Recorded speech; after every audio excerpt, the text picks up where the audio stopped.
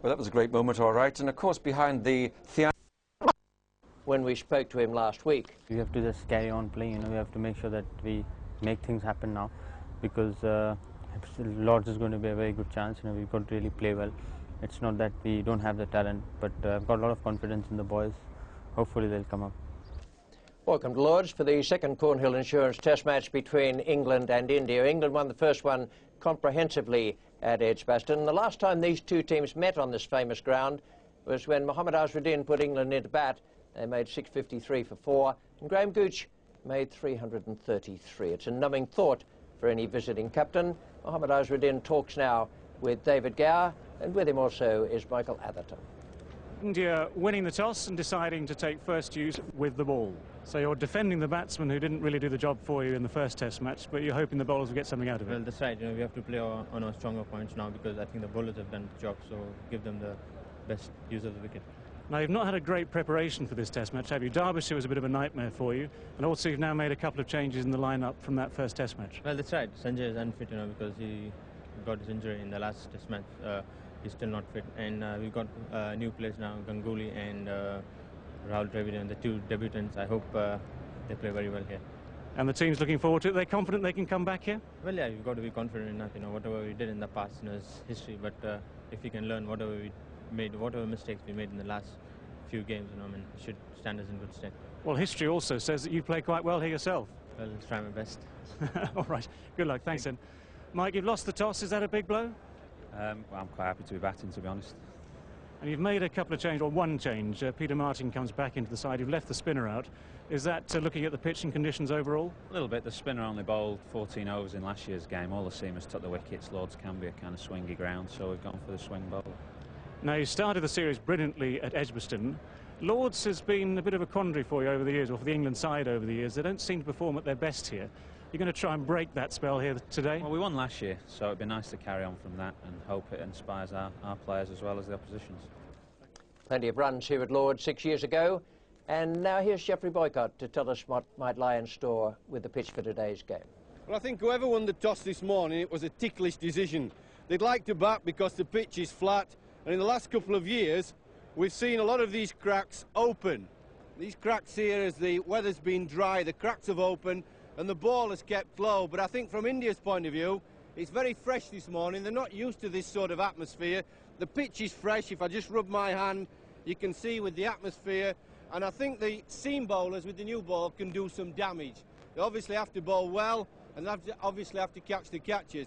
But I think that's what Azharuddin is thinking. He doesn't want his batsmen batting. They've had a bad time. They've been batting badly.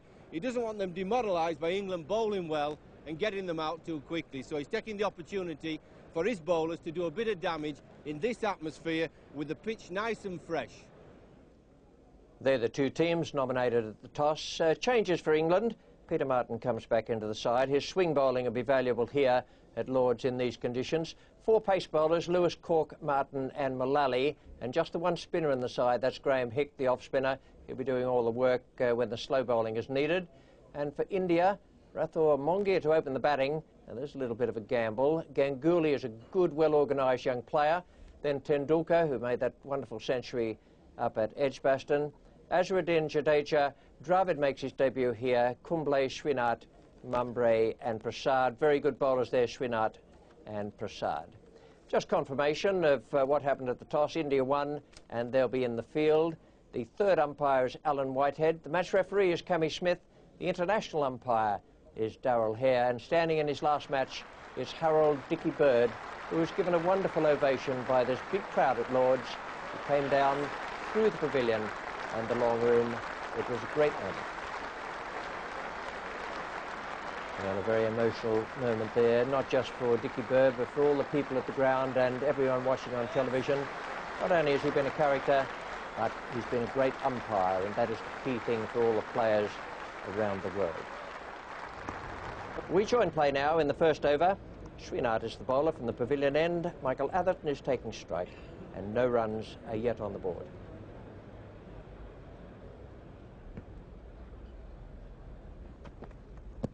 Well, there's a tester for Dickie Bird, and he's given it. Michael Atherton out, LBW in the first over of the day. Success for Javagal Srinath and success for his captain, who decided to put England into bat this morning, and they've struck at the earliest possible moment.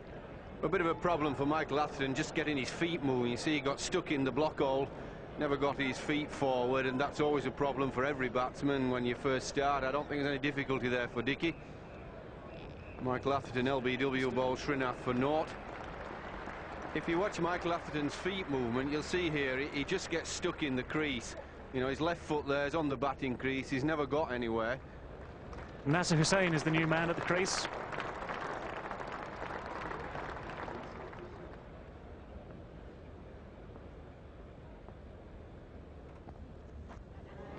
That's beautifully bowled. Well, England now know that they've got work to do this morning. The evidence of the first 3 overs shows that Srinath and Prasad are going to get things to happen here. This is a beautiful delivery for the final ball of the 3rd over.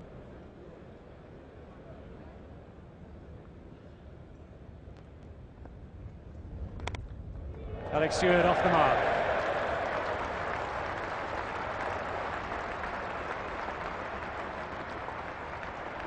Well, Dravid is the man under the helmet.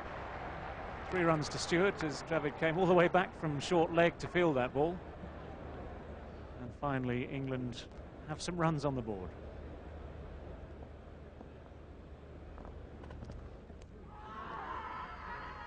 Well, it's not going to be out. There's satisfaction for having produced another very fine delivery. Well, this is a very difficult delivery to play. That's cut back a long way, hit the top of the pad and carried on to the keeper, but he'll not get that.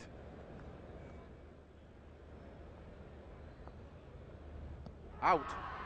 Oh, lucky to get away with that. It's another Yorkshire schism here. Geoffrey Boycott gives it out. Dickie Bird says not out.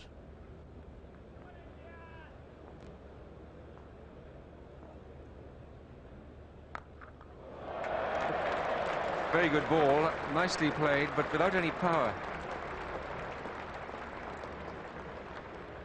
Nasser Hussain gets the applause, perhaps for getting off the mark.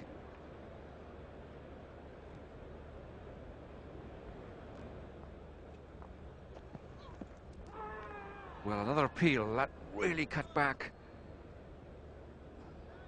This really is a good leave in the end from Nasser Hussain. All really bouncing and coming back into the right-hander. Look at where Nayan Mongia takes that ball. Not easy for the batsman out there.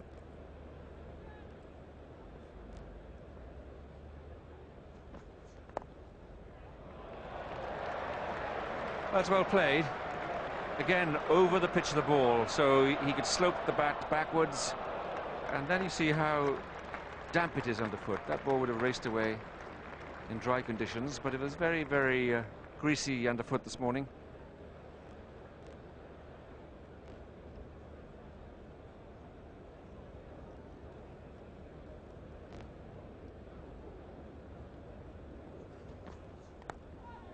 Another one gets through there. Much quicker this time, and that'll run away for 4. Really well bowled, because it was rather a groping forward defensive shot. It wasn't angled down there as Hussain had done. Again, runs coming through at 3rd man, but this time Stewart not in control of that shot, playing with the bat a long way away from his body. Again, some late movement for Paras Mamre. Jager, the man with the binoculars, a very pleasant lunch the other day, sitting next to Mick's mother out at Wormsley, and hearing tales about Australia, the great cricket lovers of our time.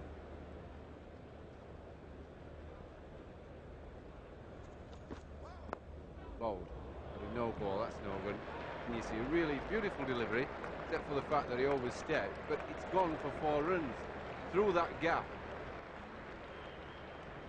Really turns Hussain round here at thick edge and 4 runs.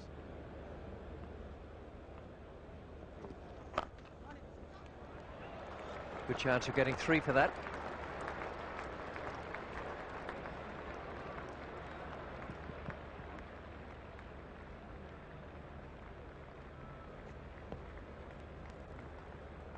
Most frustrating thing, you go past the inside or outside edge several times, and when you bowl a good one in line with middle stump, the batsman gets it right off the middle of the bat.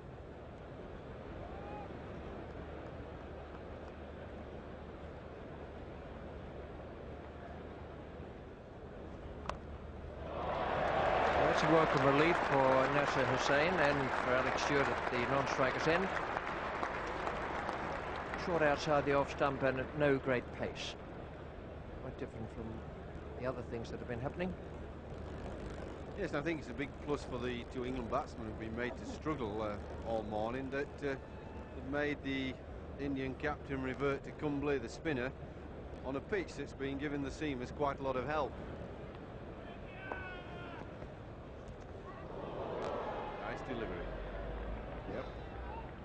Well, he got him there, and it's mainly because he's now got two men behind square leg, and Nasser Hussain would have decided not to hook last over before lunch. Got himself into a bit of trouble with his footwork. In the end, it hit him in the ribs, I think. Yeah, just under the arm.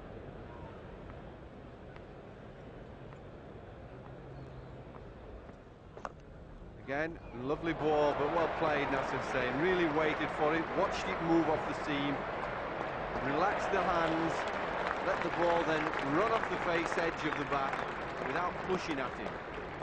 Beautifully played, with lovely hands that just waited for the ball. You see the ball go here, leg cutter, waited for it, let the ball come to you, and then it won't carry for a catch, it just runs off the face on the floor.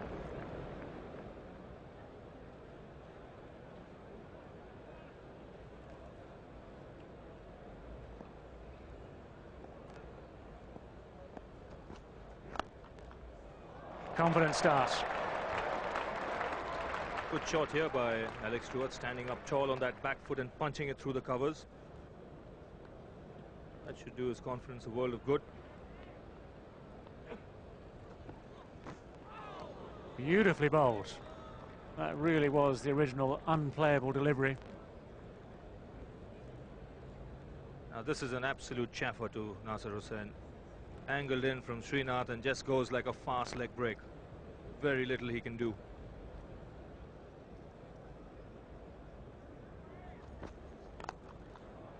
That's 4 runs.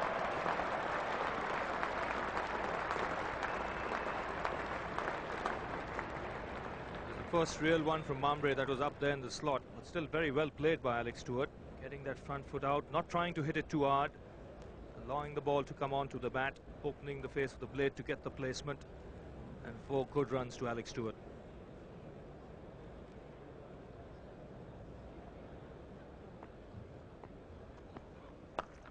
Good shot. Just got on top of that. Once you get that ball to go down the slope at Lord's, it does the rest all by itself. A lot more time on this occasion for Hussain to play the shot, gets into good position, rolls the wrists over and hits it through square leg for 4. Again, like in Edgbaston, he's showing a great deal of maturity. Wide of Mongia. And it goes very fine, so 4 more.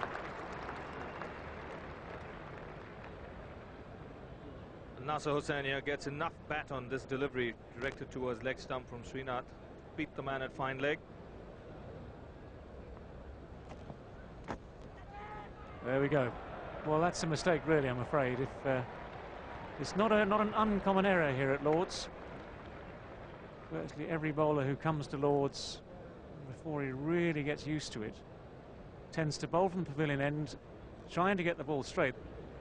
But the ball does come down the hill. It is a fact of life here.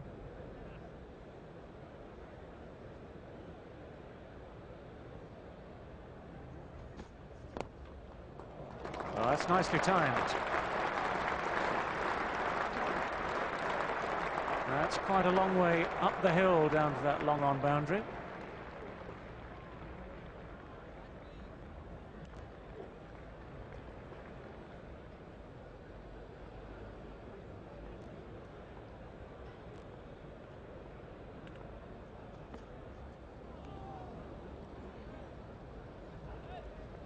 Well, that's been the story of the morning, the story of the early afternoon. And a beautiful delivery, angled in towards off stump, making the batsman play, leaving him at the very last minute.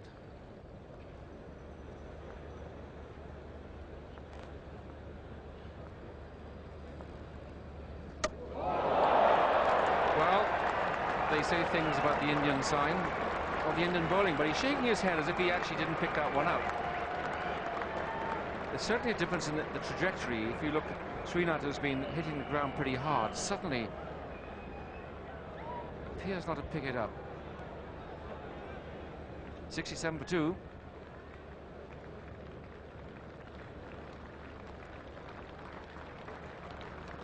Alex Stewart clearly nonplussed there. Good fighting innings. Clearly determined to re-establish himself.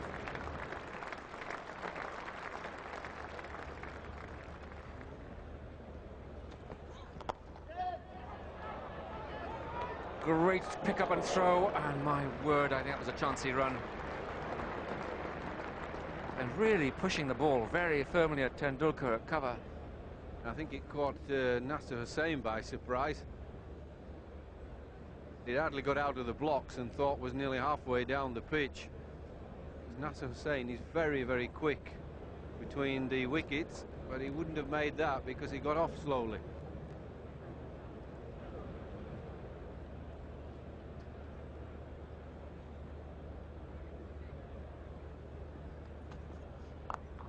Short, long hop.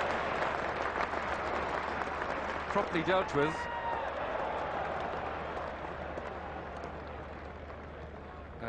It looked as if Kumble had stopped it, but in fact either overlapped the line or the ball went over the line. 4 runs.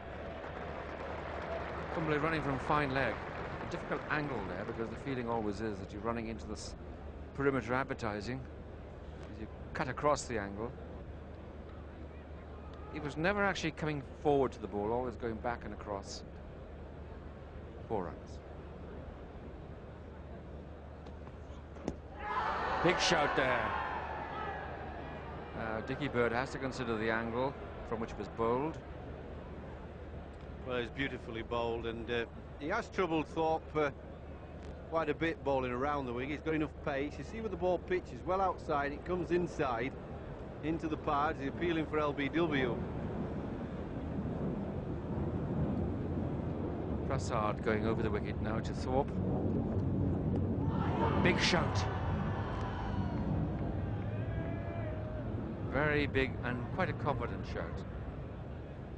What a magnificent delivery when you think it's his first ball loose now. Yeah, but he's looking at the big screen there. Big screen on the ground. The players can turn around and look. This ball pitches on, comes back at Thorpe. I think that's a good shout. They haven't had any look at all with the umpires. Thorpe gets a sort of half forward. Well bowled.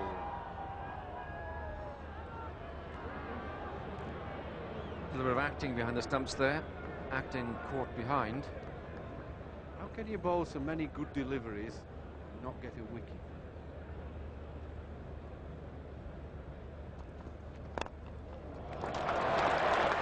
Well, that's the job of bowling, I suppose.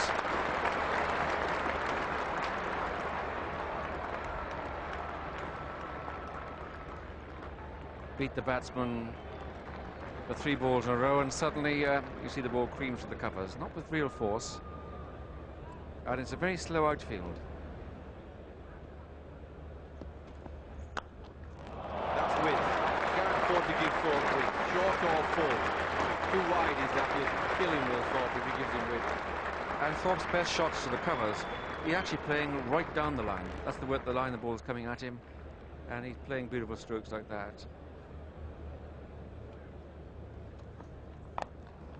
Shot. Can't bowl short. They bowled so well this morning when they kept the ball up. Not worth bowling short on this pitch. Grant Thorpe is just the kind of player, and he's come in at a time where if the bowlers experiment, they're going to pay for it.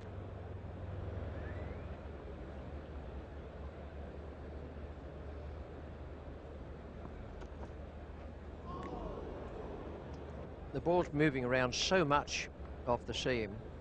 very difficult to get an LBW. It's cut him in two.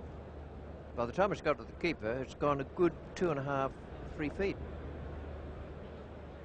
Sourav Ganguly, in his first test match here at Lords, about to come on the bowl for Srinath.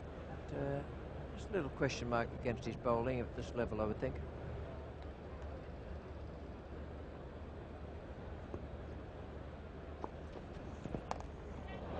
Can't do that to Thorpe. Can't really do it to anyone. Short on leg stump, but precisely what it deserved.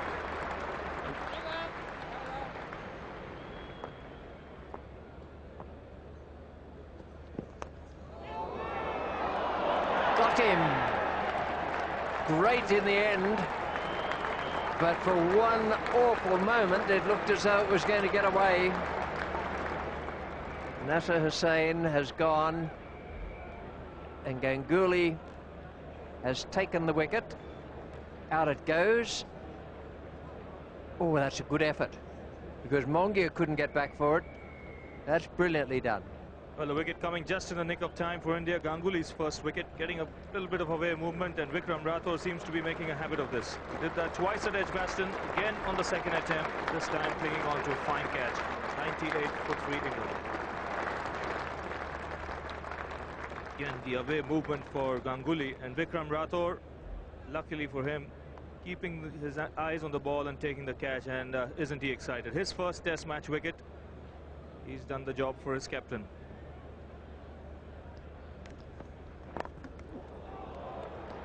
Did well to squeeze it out.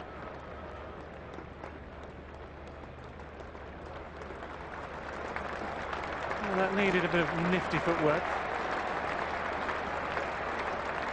But the net result is England bring up the 100.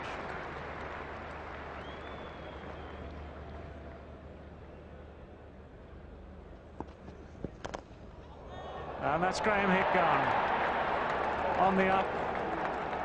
Miscue to mid-off.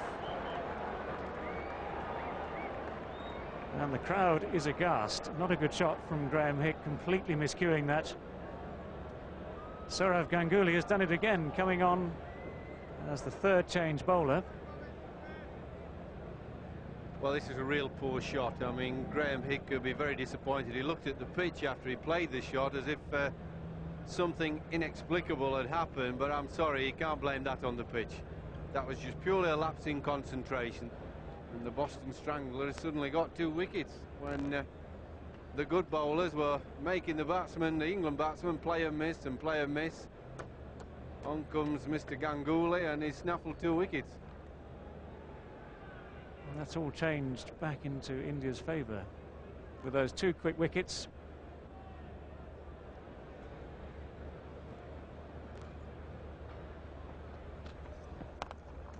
Attempted bounce. He's got a bit excited now with himself.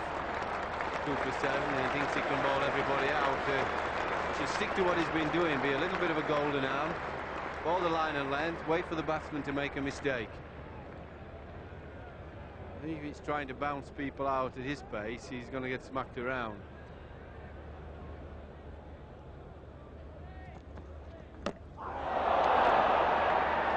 Well, he's bowling round the legs. This has been a very fine period for the Indians. Their luck is definitely changing now. Prasad has worked very, very hard indeed for that wicket. As Ronnie Irani looks back over his shoulder at the big screen to work out what went wrong. And the simple story, he's walked too far across his stumps. Every batsman that plays at Lords knows the slope is a problem.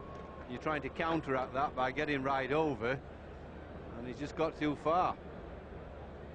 Makes up, as his last 3 wickets that have come for India, makes up for all the good balls they bowled and didn't get anything to show for it.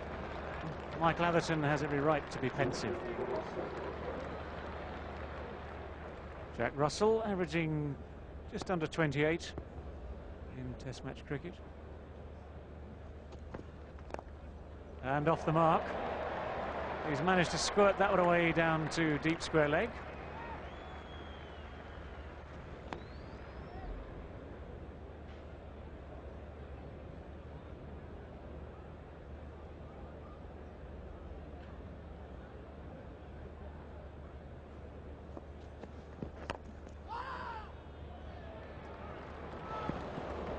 Well, again, good running. Both Graham Thorpe and Jack Russell keen to pick up singles where they're available.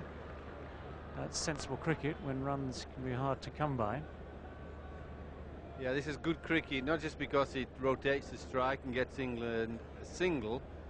Remember that throughout the day the ball has been on top of the bat, and then suddenly these fielders are just going to get the fielders and the bowlers thinking a bit that they're not going to have everything their own way.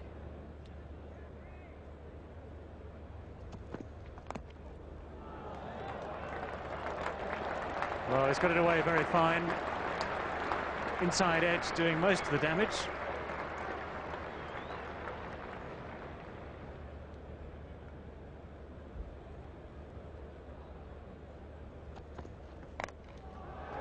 Jack Russell.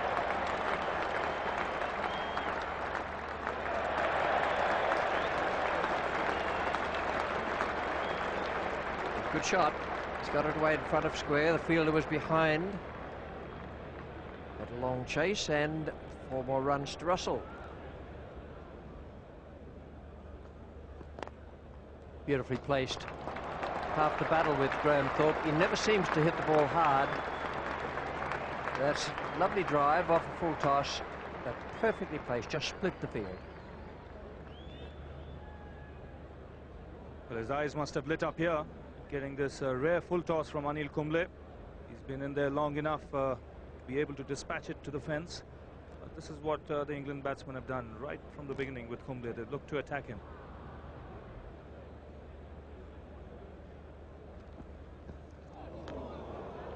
Beautifully bowled.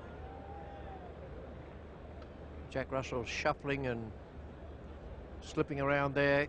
Could do no work at all with that. It's a brute of a ball from Javagal Srinath.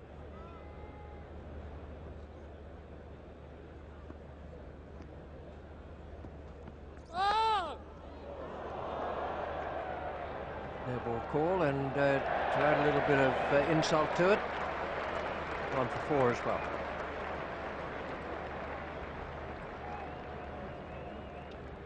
This one really cut back after pitching. Didn't give Thorpe any room outside that off stump. In the end, getting the top edge and running fine to third man for 4.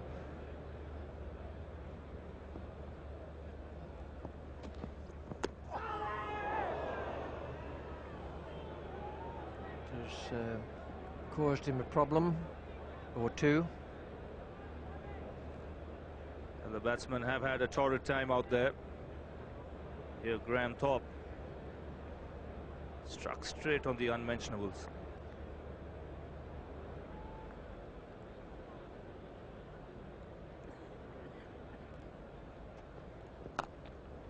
And that's through the gap. Just 2 men patrolling the covers. And Jack Russell really walking into that shot.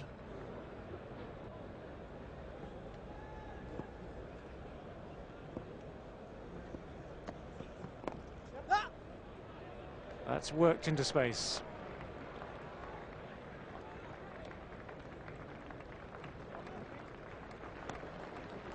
Two runs to Graham Thorpe. And England reach 150.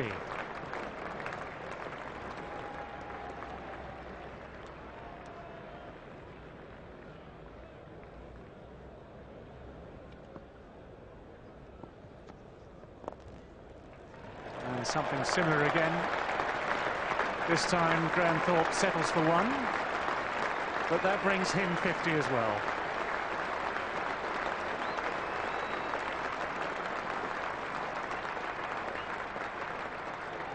Exactly 100 balls it's taken him.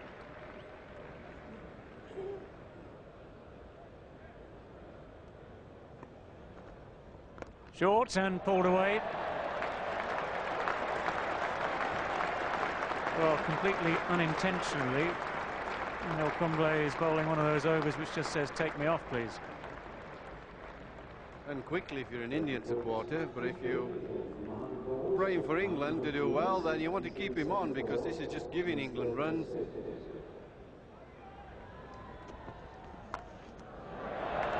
Well, that's helped on its way rather nicely.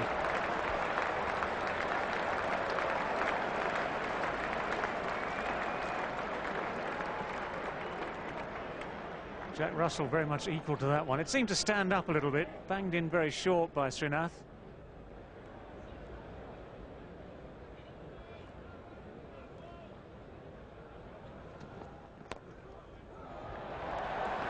Neatly played, and increasingly these England left-handers are finding the big gaps in the outfield. He seems to be growing in confidence as Jack Russell, getting into good positions now to play away the ball on the onside. Well, a great side there behind Mick Jagger. Dennis Compton and the great Keith Miller.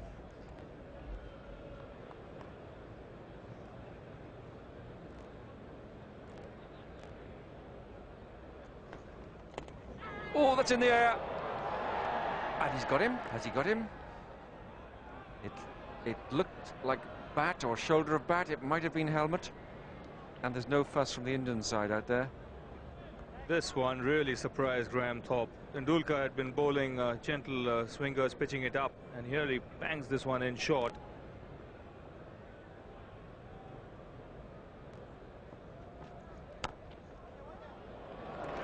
Beautifully timed. That's a lovely shot.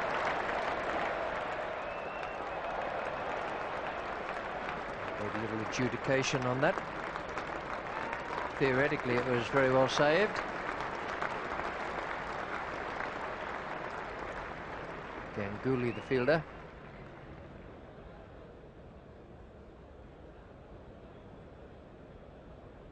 Well, I think it's a good save.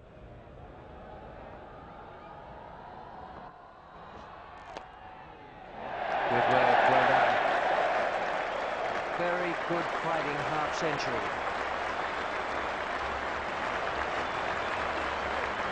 You have some players who are pretty, and you have some players who are very effective, and they can all do the job Jack Russell's done here today. It'll be quite something.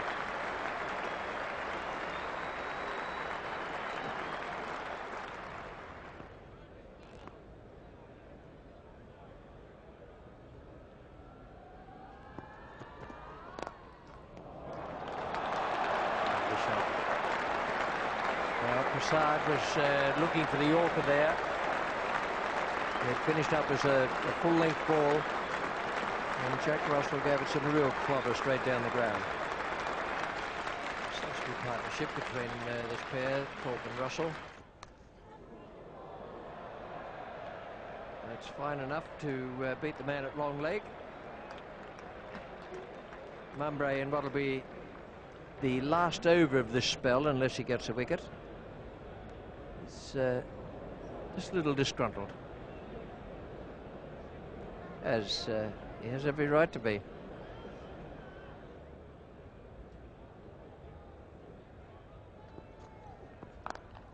Short, and that short-arm jab, mid-wicket pull by Thorpe brings him 4 runs. Meat and gravy this for Graham Thorpe. Ganguly's pace, ball really not bouncing as much as he would have expected. Thorpe, as usual, gets into a very good position when he plays this shot. Nicely across on that back foot. Short again. No problem to Jack Russell.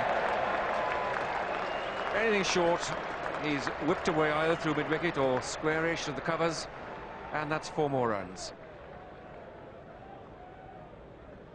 Well, enough time here for Jack Russell to go back on that back foot. He had the width as well, so his arms were free, and he found the gap on the offside. Just 4 more added to take it along to 2:38 for 5 when the umpires offered the light to the batsman and they went off just as the second new ball was about to be taken. A setback for England with Atherton out in the first over. Then Stewart 20, Hussain 36, Hick 1 and Irani 1. Those 3 wickets falling very quickly, Hussain, Hick and Irani. And the great partnership towards the end with Thorpe 85 and Russell 69. A very good performance, as is shown by the pattern of play here with the partnership. Stewart and Hussain 67. Then Hussain and Thorpe 31. The 3 wickets fell very quickly there. And then Thorpe and Russell with a mixture of lovely stroke play and unorthodoxy from Russell and they were very, very effective. They were too good for the Indian bowlers in the end. The two at the top there, Srinath, who took 2 for 51, and Prasad 1 for 47, were very good. They bowled beautifully this morning and got no true result for their efforts. And the other wicket taker, Ganguly, 2 for 36. I thought it should have been bowled more than that. He should have come back for a second spell at the pavilion end well before he was brought on later in the day at the nursery, and Tendulkar bowled just 2 overs. We're here now with their thoughts on the day, Geoffrey Boycott and Ravi Shastri. Ravi, you nearly had us today, but you let us off. We got out of jail. That's the problem, Jeffrey. We've really not been able to drive home the advantage. You know, I think Azhar, from India's point of view, did the right thing on winning the toss, putting England in, seeing the conditions prevailing, and then had them at 107 for 5. Now, that's the time where you've got to really get stuck in. If you had picked up another couple of wickets, you could have bowled out England for less than 160. But your second string bowling isn't good enough, is it? Kumble and Mambry, they don't look penetrating to me. Well, honestly, I feel that's the difference between the two sides. Well, Atherton can fall back on Peter Martin and Alan Mulally. Azharuddin cannot really do the same, and that's what really let England off the hook today, because this partnership of 131 is looking dangerous. And how could you bowl Kumble after tea when the two left-handers were set? It gave us easy runs. I think that was a mistake because it took the pressure off. This was more a wicket for the seamers. Ganguly had done a fine job by picking up 2 wickets, and he had bowled only 6 overs. And he didn't get a bowl till the partnership was well over 100 runs. But good batting from Thorpe, and Jack Russell, just the man for a crisis. So England just might have enough runs already for India. Might do. I think great partnership, because full marks to Jack Russell there, because he looked totally different from what he looked in Edgbaston. He played positive, and Graham Thorpe looks to be the player of the series as far as I'm concerned, because he's got a lot of runs in first-class cricket. He looks organised, and he's going to be a handful. Good day for England. Very good. Yes, quite a good day for India, but a better one for England with that great partnership there towards the end. A real face-saver for them. Well, a good day's play here, fluctuating as was the case at Edgbaston in the first Test match. We look forward to more of that tomorrow, and we'll be with you on BBC One at 10:55 a.m. For the moment, from Lords, it's goodbye.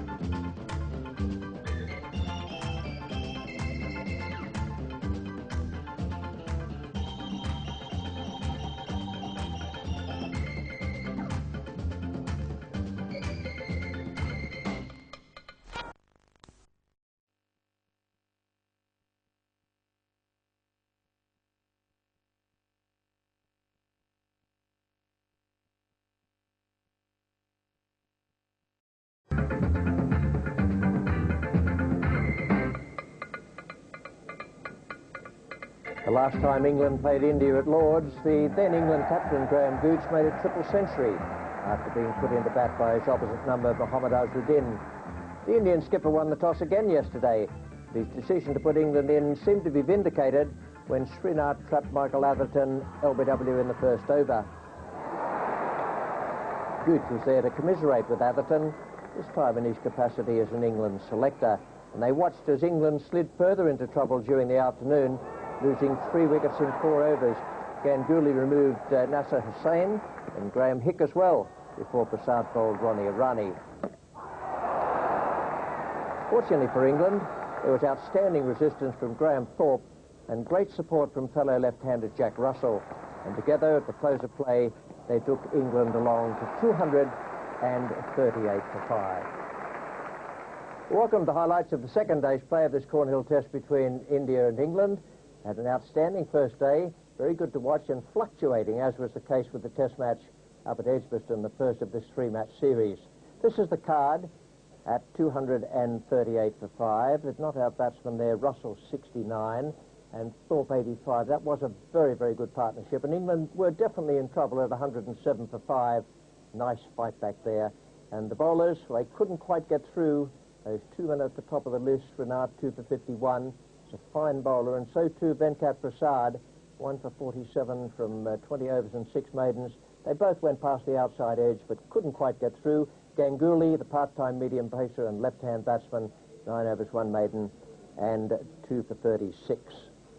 Geoffrey Boycott has a pitch report for us, and into that will come the question of the second new ball being taken by Prasad and Srinath straight away.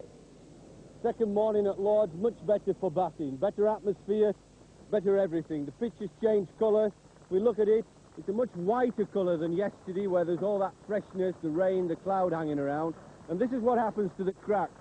As we get more dry weather, you see these cracks, they're opening a bit more, but the edges here get chipped away. When the ball hits those, there's no solidity, it'll just die, and that's where we're getting the low balls from. Again here, you see the cracks are opening. This one here, like a fissure, and when the ball hits these cracks, it'll just die. When it hits the solid part of the pitch, it'll bounce nicely. You can see here also, these are the marks from yesterday. They're now white today.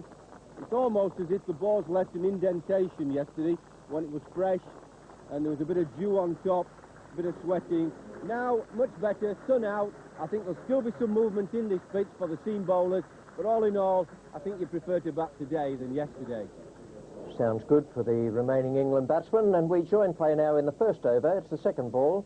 Javagal Srinath has the new ball.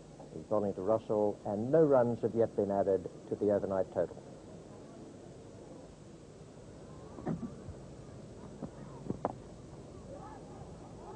They go for a very chancy run, and that's hit the stumps. It'll be very close, and the third umpire already is called into action.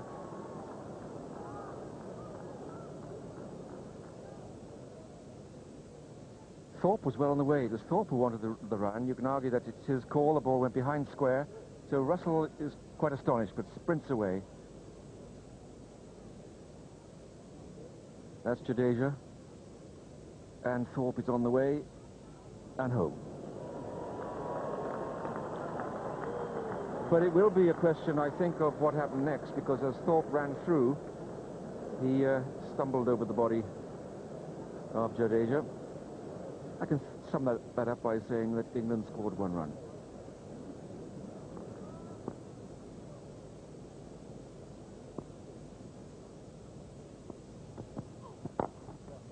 Beautiful stroke. He really plays those well. Full face of the bat. Much to do with timing. Glorious way to start the morning. Graham Thorpe played some lovely cover drives yesterday, and again here today. Foot right to the pitch of the ball, leaning into it. Lovely piece of timing, and already you can see this outfield is a lot quicker than what it was yesterday morning.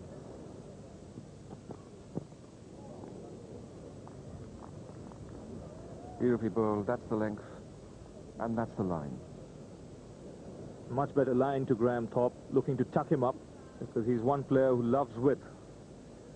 Any sort of width outside that off stump, he's quick to pounce on it. Well bowled, and Srinath gets his just reward. Fine innings by Graham Thorpe. Wonderful fight back yesterday. One glorious boundary for the covers today, but that was it. Bowled by Srinath for 89, 243 for 6.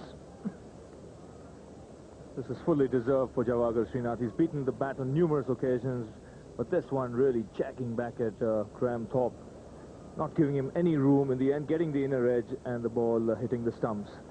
An important breakthrough this for India, because Graham Thorpe was the danger man. Didn't get 100, but could well be worth more than 100. New batsman is Chris Lewis.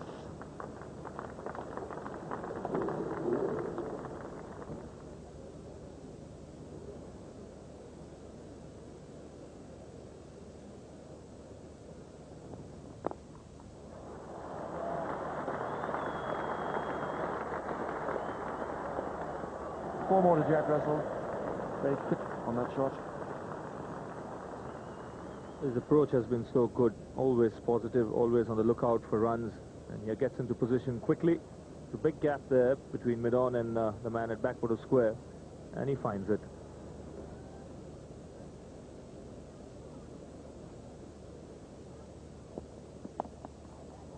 Short ball, he's played those well right from the start, and that's 4 runs again. Such a giveaway by India.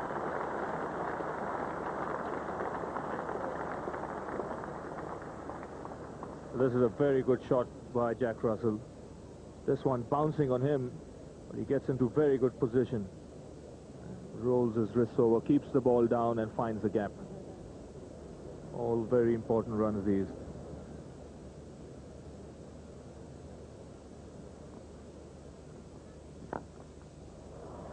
They seem to think the thing to do with Jack Russell is to come at him around the wicket. Prasad did in the last over.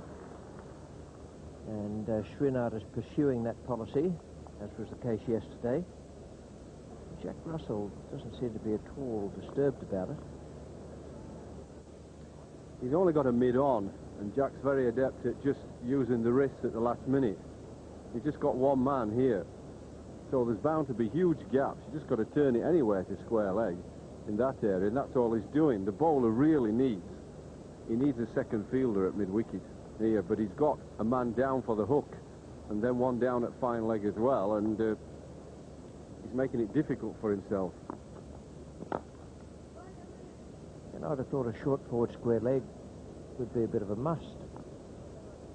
In fact, we're going to get a long short leg who's coming out to mid-wicket.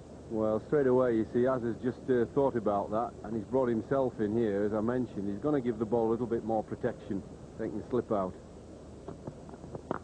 And then the bowler bowls a rubbish delivery. Short, wide, and it got thumped as it needed to. Now, you can't do a lot about that if you're captain. When you give the bowler a little bit of help on the leg side, and then he bowls it short and wide, and it gets smacked over cover. Edged away. So an element of a full stroke, but 4 runs nonetheless. But this is really frustrating for the bowler. Venkatesh Prasad getting the outside edge here. Jack Russell literally walking into that shot. Getting it fine enough to beat third man. Oh, a friend of mine, Michael Parkinson. Good left-hand batsman was Michael, from Barnsley, where Dickie Bird played. We all played together.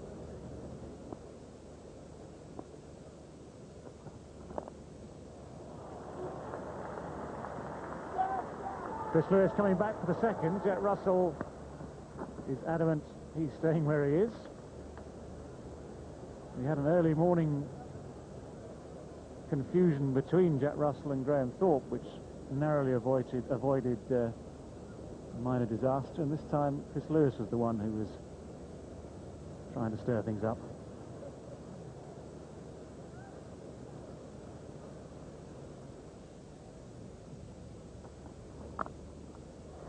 That should be it.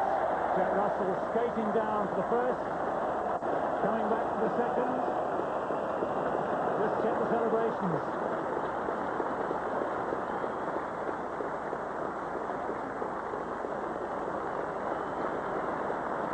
And the entire ground on its feet. A standing ovation, both from the players' balcony and from all the stands around Lord's this morning.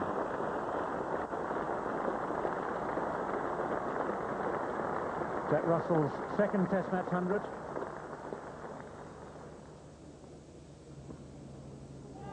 That's well bowled. And here Chris Lewis sparring at that one outside the off stump. Almost getting the outside edge. Didn't miss by much. Jack Russell has given him the task of wandering down towards the pavilion. Could be anything. Might be sun glinting on something. The door that's open should be shut. That's the one. That's the door.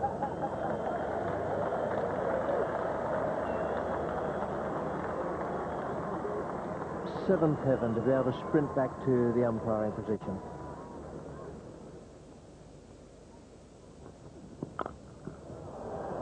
Good stroke, just a little short arm jab. He's carted that away through mid-wicket quite brilliantly. Yes, I don't think the bowler meant to bowl it that short. It was an attempted bouncer. He just dragged it down a little bit, and so it sat up nicely for Chris Lewis to belt it through mid-wicket.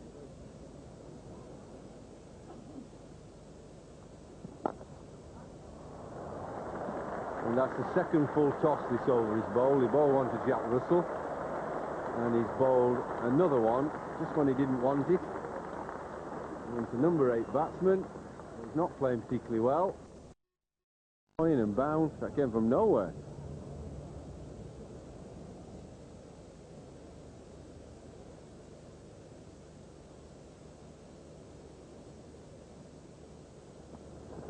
Poor bowled. Because of that slope, you really want to be aiming just a few inches outside off stump. And this is a beautiful delivery. Turned, bounced.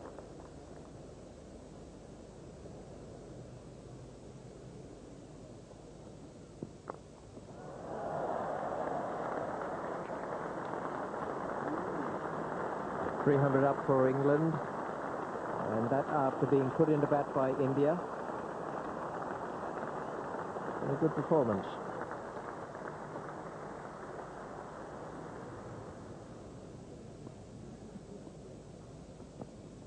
Oh, that was a good delivery.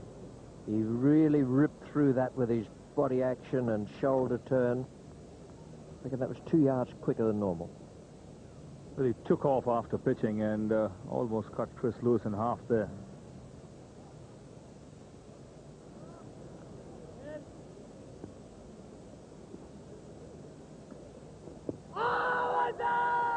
Well, that, I would think, has to be reasonably close. It was his quicker ball, one that slides at the right-hander.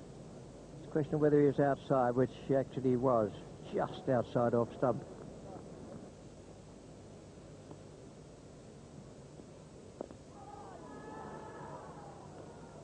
Again, Javagal Srinath getting the ball to really pounce on the batsman and hurry on him.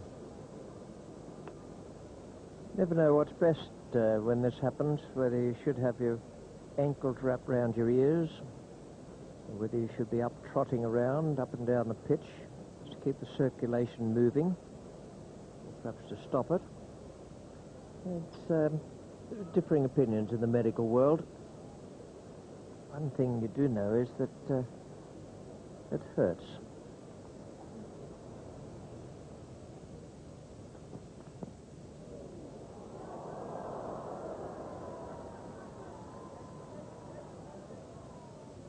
It was a beautiful ball.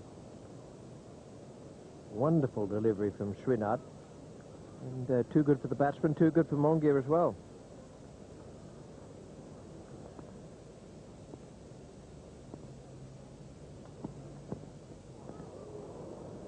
Bowlers often think there's no justice in the world. Sometimes they're right.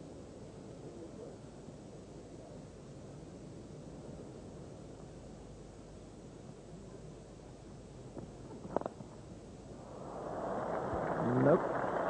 And Srinath will know better than anyone that that was a wasted effort. Well, first real loose delivery from Srinath on the leg stump of Chris Lewis, who gets into a nice position, turns his wrist, gets the placement right, and once it goes downhill at Lord's, after beating the fielder, it's 4 runs all the way.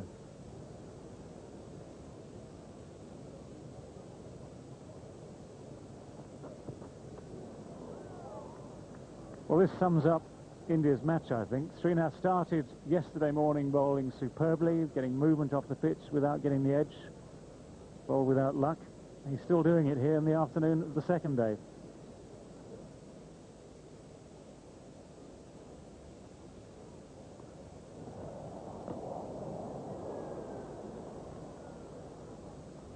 Jack Russell just reflecting on the pain of that one. Russell's played many of these shots through his innings. Top edge onto the side of the visor. Once again, the batsman very grateful for that little bit of protection.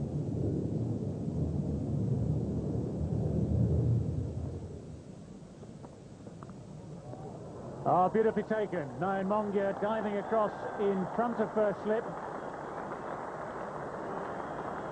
Chris Lewis is the man out.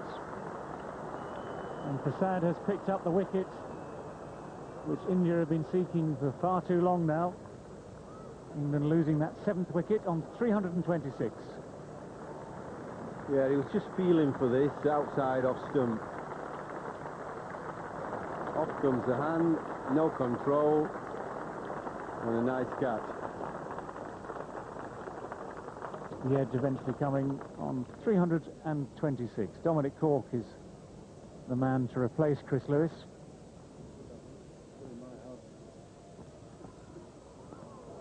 And beaten.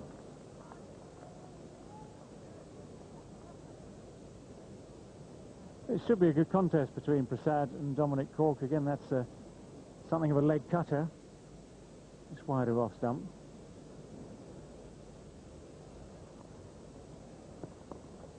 That's gone very fine.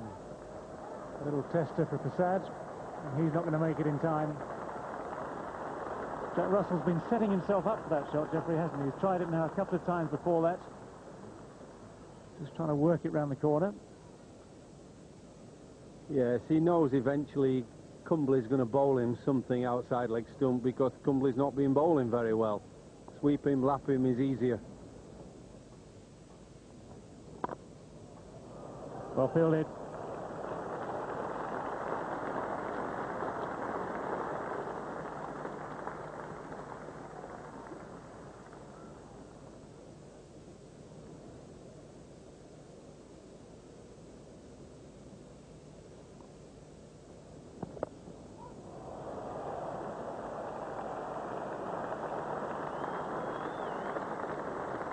Jack says thank you very much. Another full toss from Anil Kumble.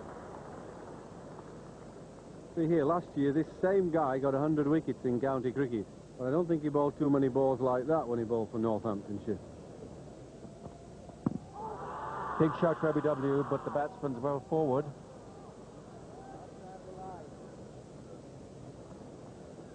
This has to be close for the simple reason why was that the ball didn't bounce too much and hits Dominic Cork very low on his pads, but we've seen it before.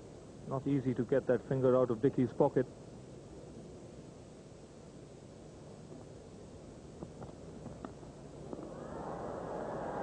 That's got him. No problem at all. Prasad actually gets a dessert. Dominic Cork goes. Cork Mongia, Bo Prasad, naught, 337 for 8. Well, he's been probing all day and he finally gets his reward. Dominic Cork frustrated there, not being able to open his account, looking for the cover drive, not quite to the pitch of the ball, getting the outside edge, and Nayan Mongia making no mistake. So Venkatesh Prasad picking up his 2nd wicket after lunch. Peter Martin, the new batsman.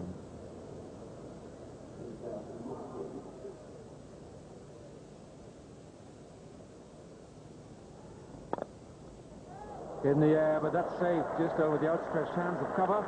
Races away, up the hill to the grandstand above.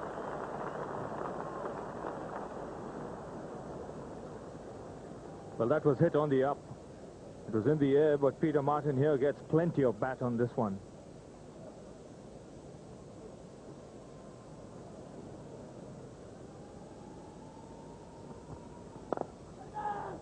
It is out. It's caught a bit on. 9th wicket down for 343.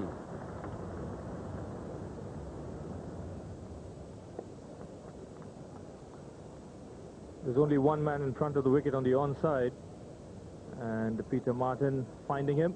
Sachin Tendulkar making no mistake with that catch, but that was struck sweetly by Martin. And Venkatesh Prasad picks up his 4th wicket. 5 yards either side of Tendulkar, that would have been 4 runs. Alam Mulally is the last England batsman. 343 for 9. Jack Russell still there, 123 not out.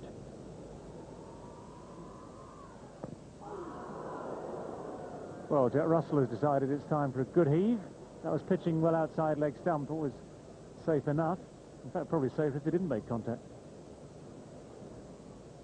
They're pitching again outside the leg stump and hitting Jack Russell on the pad, but his intentions are pretty clear. He's going to try and get as many runs as possible. He's going to take the chances now. Straight up in the air. Tendulkar underneath it and judges it perfectly.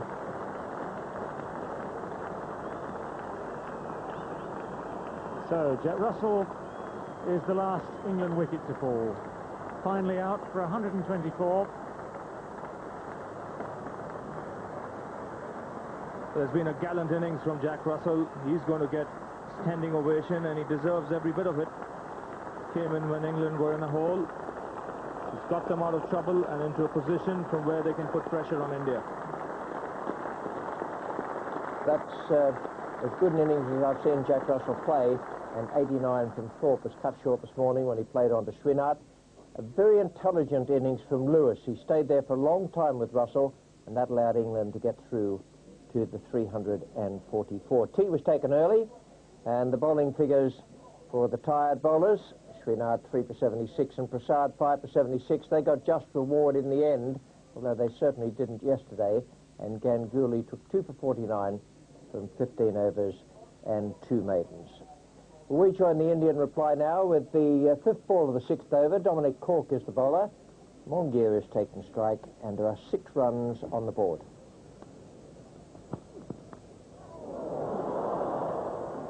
Well, it's found its way through. 4 runs and bodies everywhere. Well, this wasn't a very convincing shot from Mongier. He just prodded at it. I mean, you might say it was half chance of a catch, but he didn't really play with conviction. You see, he pushes away from his pad, a long way away, tries to stop the shot, but it's too late. He's gone too far.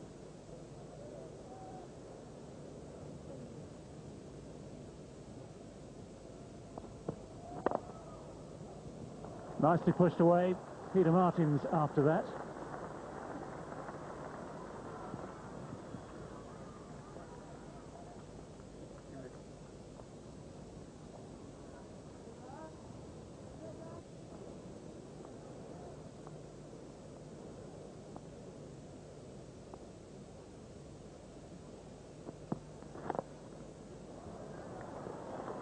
It's a nice stroke. He's strong with his pads, plays well on the offside, away through cover and extra cover.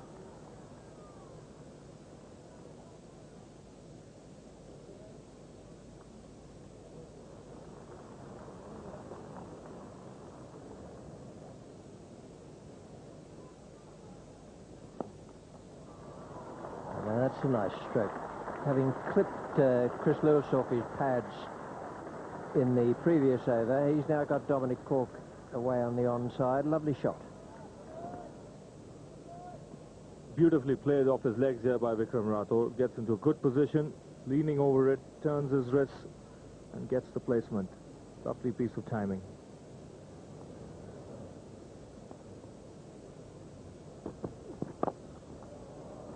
Nicely stroked away down the ground. Good driver of the ball, Vikram Rathore.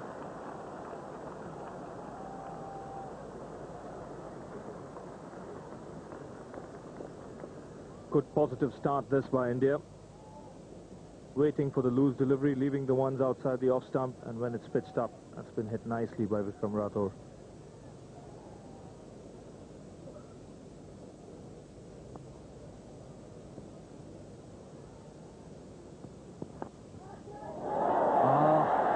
Brilliant.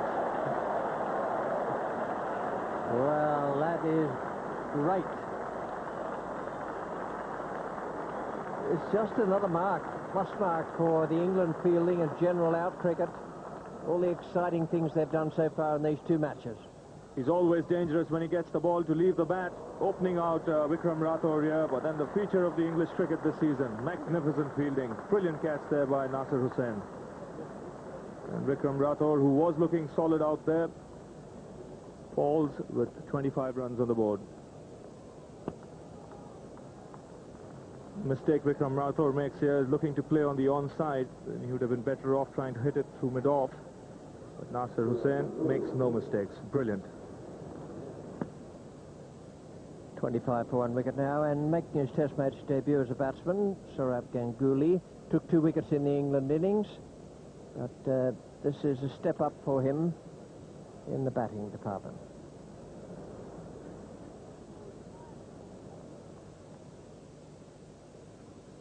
Didn't try to hit it too hard, as you expect. He's trying to make his way, get a start to his innings. Put right to the pitch of the ball. Nice straight bat follow through. High right elbow. Admit that he got it in the middle of the bat, but he didn't quite time it, but it doesn't matter. He rolled those wrists, kept it down. He was never going to get caught out from the shot. And then the slope just takes the ball away. That's well played.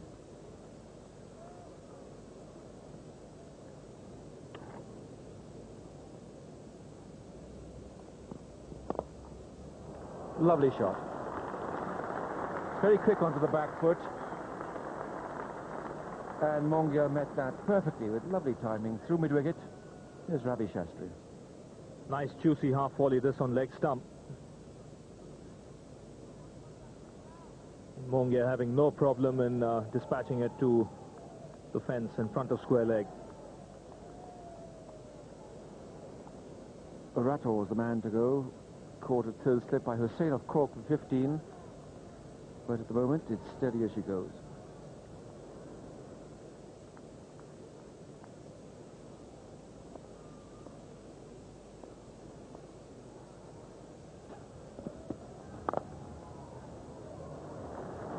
Another example of exquisite timing. So little follow through, just a shuffle into line, and lovely swing of the bat. The 50 comes up now, 53 for 1.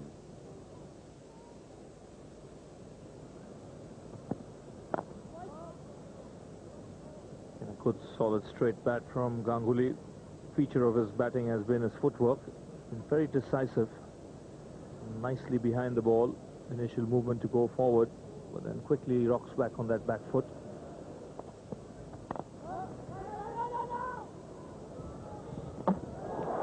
Great throw. There is an appeal, but Dominic Cork is going into pantomime gear. Watch Dominic Cork now. It's a direct hit. And watch the batter Mongia.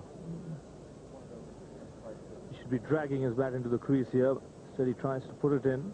Luckily for him, just touches the ground, but very close, these calls. Anything extravagant. But right from the time I saw him in that freezing cold match down Sussex, I thought he looked good. The sunglasses have moved into the spectator fields these days.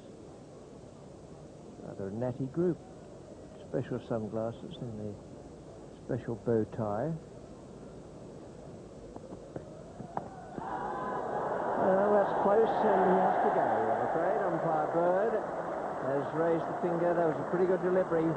It has darted back at him. The questions Umpire Bird would have had to ask himself were, would it have hit the stumps? And was it the right height? And this one's come back a long way from Chris Lewis. Very little footwork from Nayan Mongia. He's caught in front of his crease, and that would have hit the stumps. No question about that. Chris Lewis, even before umpire turning around to appeal, knew that umpire Bird would raise the finger.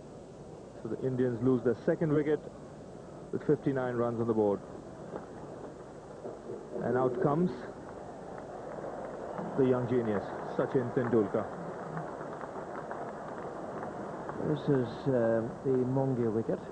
Well, umpire Bird has agreed that it was low enough and straight enough.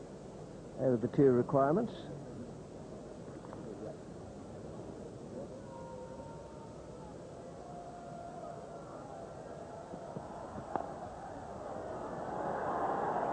That seemed to come right off the middle of the bat.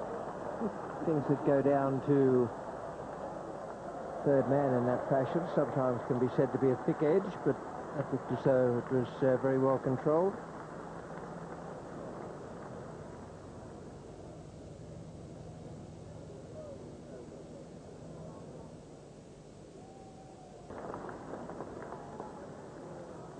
Well, this was Chris Lewis's leg spinner slower ball, which he dragged down too short, but Ganguly spotted it. Nice cricket.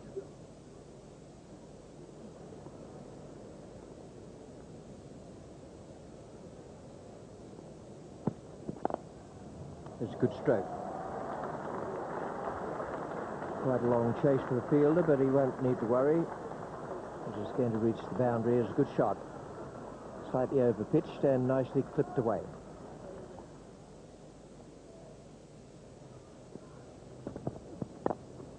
Good shots. Again, that simple nudge of the bats, all timing. And Peter Martin unable to reach it in time. 4 more runs to Tendulkar.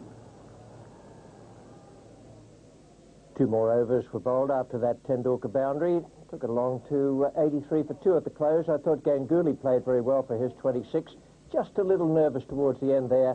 Tendulkar showed class there again for 16 not out, and they'll resume in the morning. Mongia made 24 and Rathore 15. Bowling figures for England: Lewis 1 for 28, and Cork bowled well again today, 13 over 6 maidens, 1 for 22. Mullally was accurate, Martin 5 overs for 13, and Durrani 2 overs 1 maiden and no wicket for 1. So after 2 days of this Cornhill Test match, England 344, and in reply India 83 for 2, India 261 behind, and the reason they're 261 behind is that splendid performance from Jack Russell. And I talked to him at the end of the second day's play. Jack, that was as good an innings as I've ever seen you play. Unorthodox, but very, very good. I enjoyed it. You know, I just decided that I'd be positive and go for it.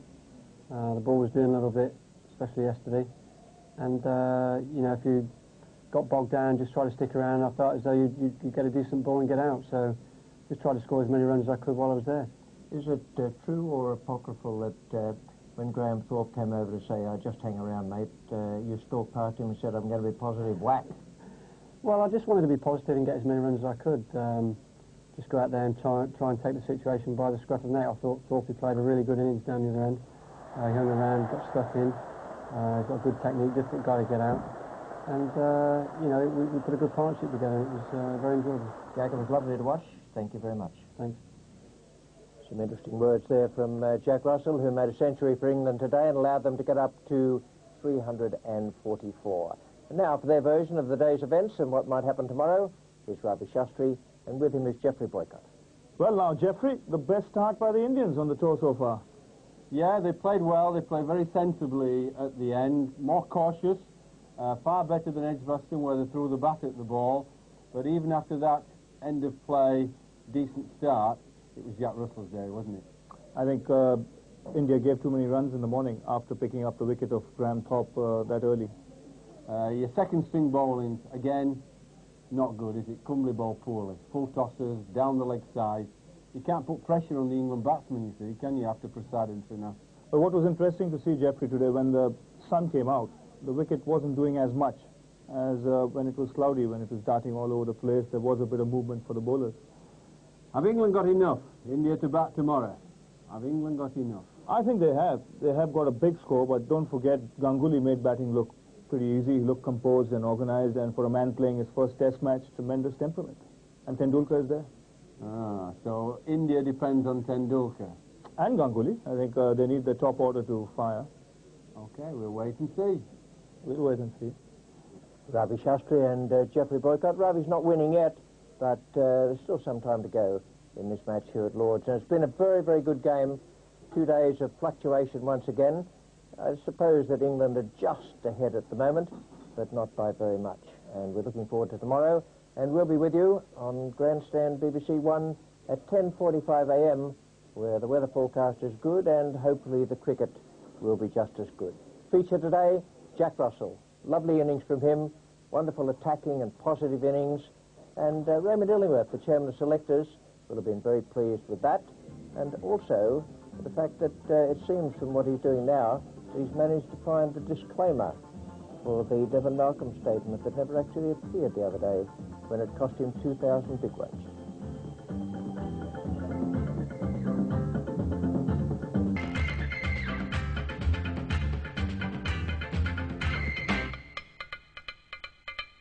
This is one of the busiest sporting summers in memory, and the Lord's Test still brings out the great and the good. There are plenty of famous and not so famous faces seen here this week, and of course there's the usual marvellous atmosphere. Last year England went into the Test at Lord's with their opening batsman keeping wicket. This year it was their specialist keeper who starred with the bat. Jack Russell celebrated his recent MBE by scoring 100 yesterday, and a splendid century it was too. Welcome to the third day of this Cornhill Test match at Lord's between England and India. We've seen some very good cricket on the first 2 days, and this is the way it looks at the start of play. England 344 all out, with Russell that splendid 124, Thorpe 89, and good bowling in the end, good bowling figures in the end for Prasad, 5 for 76, no luck at the start. Srinath 3 for 76, and Ganguly making an impression in his first Test match, 2 for 49, India 83 for 2. Ganguly is one of the not-out batsmen overnight, and the other is Tendulkar. India 261 runs behind. And here now with his pitch report is Geoffrey Boycott. Third morning, nice day for cricket. We can just see here where the left arm over Mullally has been running on the pitch a bit, and some of the right arm bowlers around the wicket. But this is a bit too full, and remember England haven't really got a spinner anyhow. So it's this part of the pitch we're looking at, this crazy paving here. You can see the cracks quite distinctly. I think it's holding together quite well. I've seen it a lot worse than this, and I think that dew and freshness and sweating on the first day has just bound the pitch together better. I think there's quite a lot of runs in here, and the England bowlers are going to have to work hard to get that ball to cut off the seam and off the cracks. All in all, still a good cricket pitch, but a bit better for batting still this Saturday. Geoffrey Boycott with his pitch report. And one thing to bear in mind is that there's some cloud cover this morning, and that could be to the advantage of the England bowlers. The first of whom is Lewis, who's coming in from the pavilion end. Ganguly is taking strike, and it's the first ball of the day.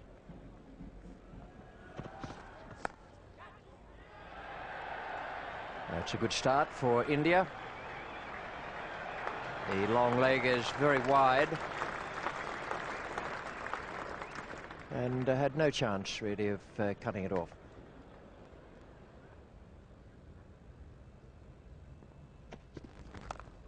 Oh dear.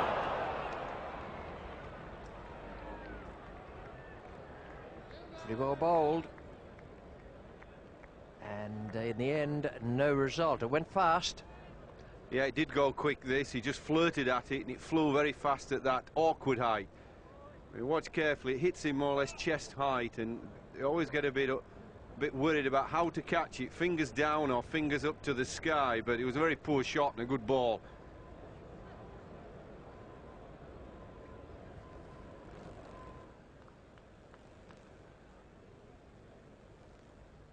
Ganguly and Tendulkar make a good impression. Ganguly, he's gone on to 44 now.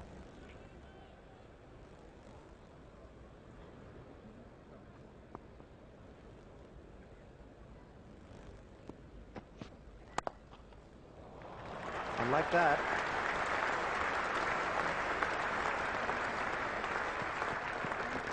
almost worth the admission money on its own. Well, from the moment it left the bowler's hand, this looked like for a full-length delivery, but he just timed it so beautifully.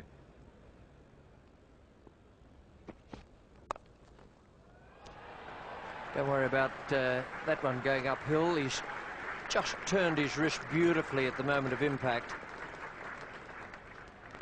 Well, this is the second ball he's guided through there. One off the back foot. And that one meeting it with the face of the bat, just a touch open. The one thing about quality players like Tendulkar, they don't often give you more than one chance. England have had that this morning and put it down.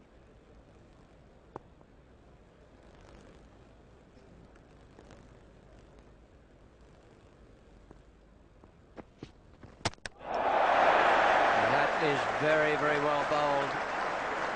Tendulkar was looking good, and he's been beaten by a beauty. Chris Lewis has claimed his wicket, and that is a great moment. Tendulkar looked as though he was doing all the right things, playing defensively, playing straight, and Lewis has got him. Yeah, it was a good ball because it pitched about off stump and hit off stump, and you say, well, that was a straight ball. Well, not at Lord's with the slope. He was beaten by a really good delivery, and there was nobody more happier than Graham Hick, who raced from second slip to slap Chris Lewis on the back.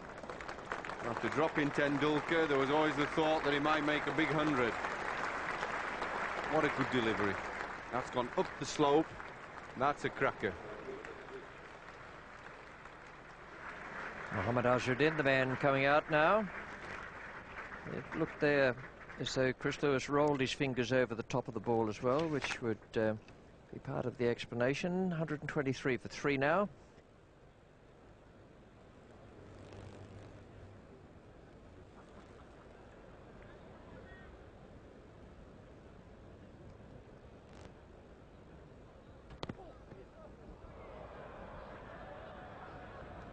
All that effort for nothing. 25 yards of run up. Always helps to hang on to the ball. Well, I've known batsmen who've gone there and spanked it through the covers for 4.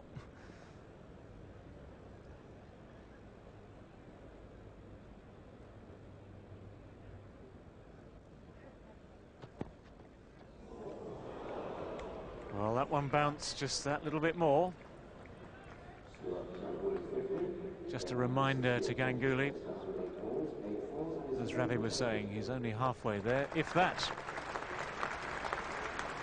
An unusual field setting there for Azharuddin. Confirms that the England skipper has done his homework. 2 men just waiting at square leg. Ooh, that's a good stroke. That's not the stroke of a man out of form. It's the stroke of someone running back into it.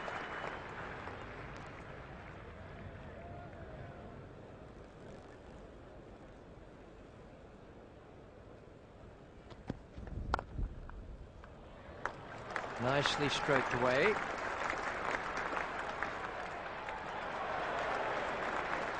Well, that'll need a bit of third umpiring, I would think. Brilliantly done. It's a lovely slide. To the naked eye, it looked as though Nasser Hussain had made a brilliant save.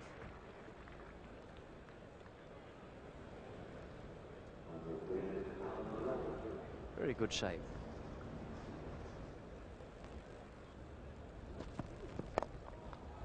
Now that's the stroke away on the onside. They had the 2 fielders there and one's gone now. We're looking from the square on camera. It just shows that it did go into the ground. So I think Mr. Mullally will be, well, I think he'll be fancying his chances a little bit at the Indian captain.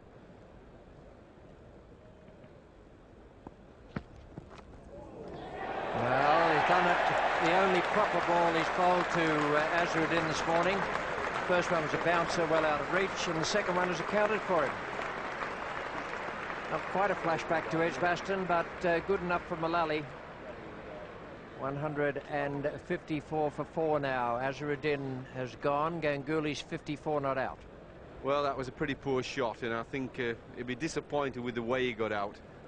You're always disappointed when you don't make many runs, but when you get out like this, the ball just spearing across him, I mean, that was way, way too wide to even be having a little dart at. Just a little waft there. And that's a dismal dismissal, really, for a quality player like Azharuddin. New batsman is Ajay Jadeja.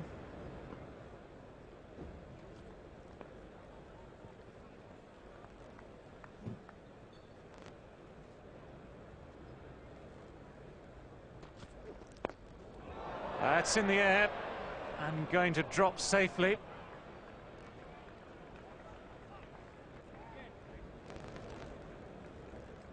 Never in a position here to play the shot. This one hurrying on him.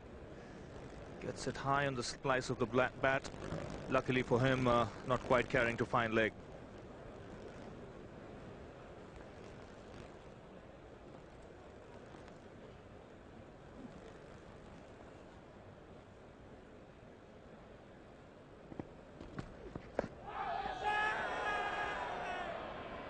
No lack of enthusiasm from Dominic Cork or even Jack Russell and the rest of the slips cordon.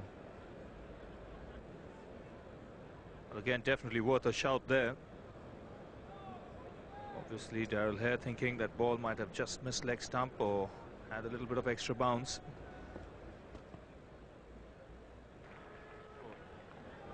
He's had such good footwork throughout his innings, played so solid and well and been in control that he doesn't want to let that appeal upset him. It's all right, you can run for that. He's taking evasive action, and that will be 4 leg byes. If you're wondering why, it hit him on the back, I know, but if he's taking evasive action from a short ball, then it is 4 runs. Jadeja is the man taking strike. He's only made 3 so far. Now there's a man being brought in close in the offside for him. And that's the spot from where they took the man. All these little things will be adding to the frustration of the England side.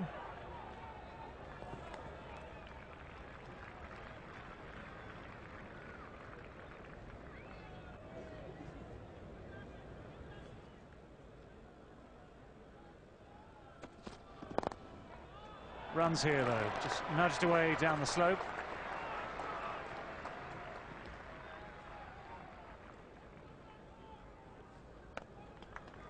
And a nice piece of work from Alan Mullally.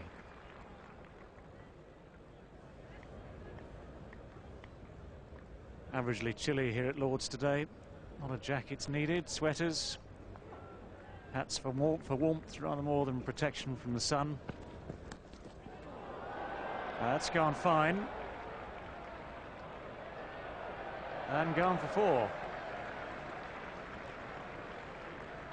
Well, this was halfway down the pitch. It's all right bowling the odd short ball, but if you keep banging it in halfway down the pitch, then you're really hoping for the batsman to make a mistake. As if he was waiting for it. Hit on the shoulder the previous delivery. Lewis banging it in short again, but this time in wonderful position. 250 up for India.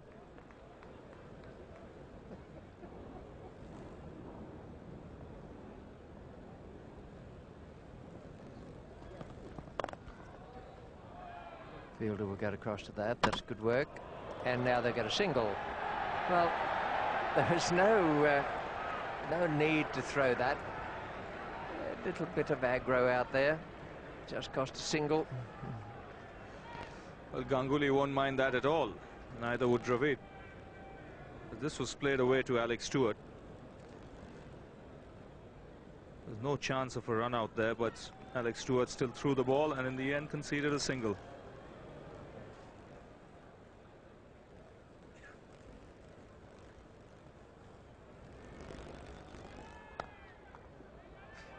Well placed, but better than that, well timed. Lovely timing.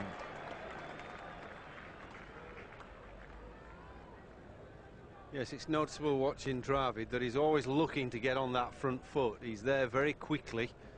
That's his particular style.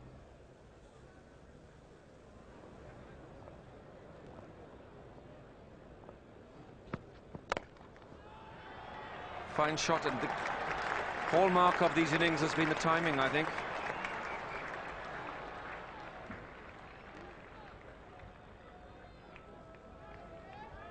Getting into good positions and just swinging the bat.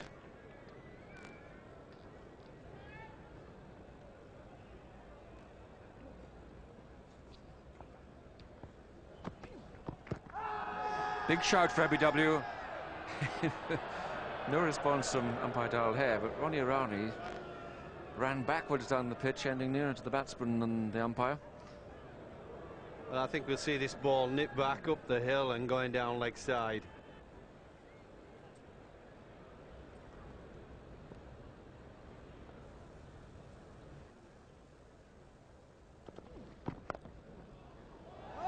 That's well bowled, kept well up the bat, but beautifully played too. Lovely soft hand, I think the current phrase is. He's a useful bowler, is Imrani, because he seems to be able to get batsmen to make an odd mistake. He creates a few problems for them to solve.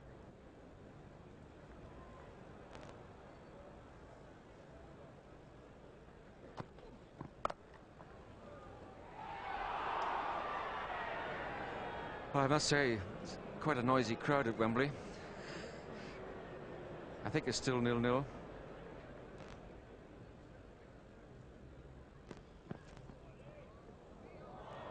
Well, that was a wicked bounce for Jack Russell. At least he's spared the embarrassment of 4 byes going down on the score sheet. Keepers absolutely hated Dickie Bird signalling wides. Yes, he saw that ball kick nastily just as it got to within a yard of Jack Russell. It could have been very uncomfortable. Guided off the face. Chris Lewis is about the only man in the side capable of catching it. And wants to do it all himself. So 3 more.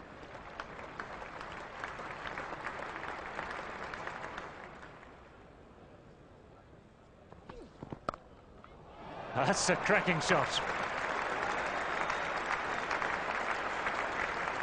Right off the meat of the bat, beautifully played. He got into such a good position so quickly. Well, this is a real stylish shot from Rahul Dravid. On the front foot first and then rocking back on that back foot and playing it late. Dravid is 38, Kumble is the new batsman.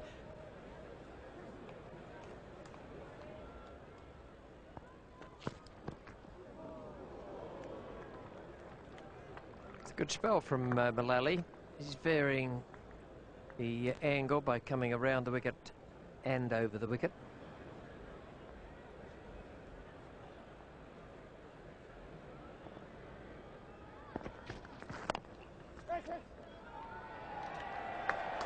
.300 up for India. They're just 44 behind England now. We are into the later part of the 3rd day. But India have done well to get this far. They were in trouble at one stage. The roars are still coming. They're actually coming from Wembley. And there's plenty of joy here at Lord's as well. Not sure I've ever seen this happen at Lord's before. So England have won their soccer match against Spain on penalties. The penalty shootout has gone their way. A dramatic save by Seaman at the end.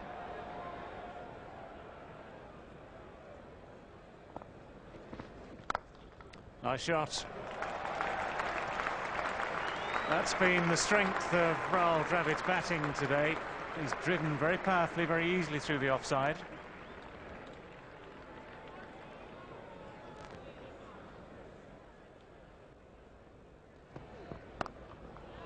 That's dropped him. It was a very tough chance.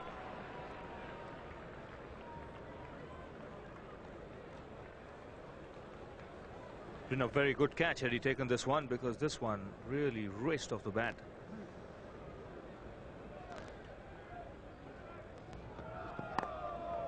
And that's his 50.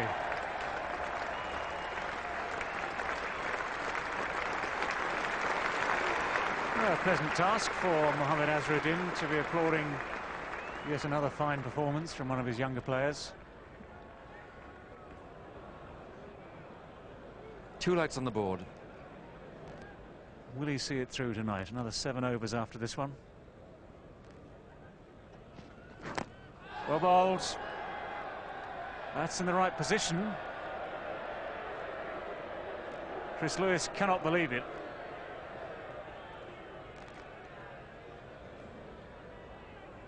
Might have also just missed leg stump.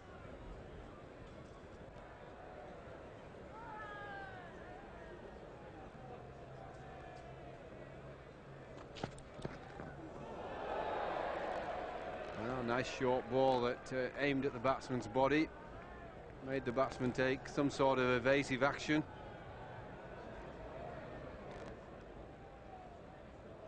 Darryl Hare and Dickie Bird, and he needed the one short one, and it was a difficult delivery.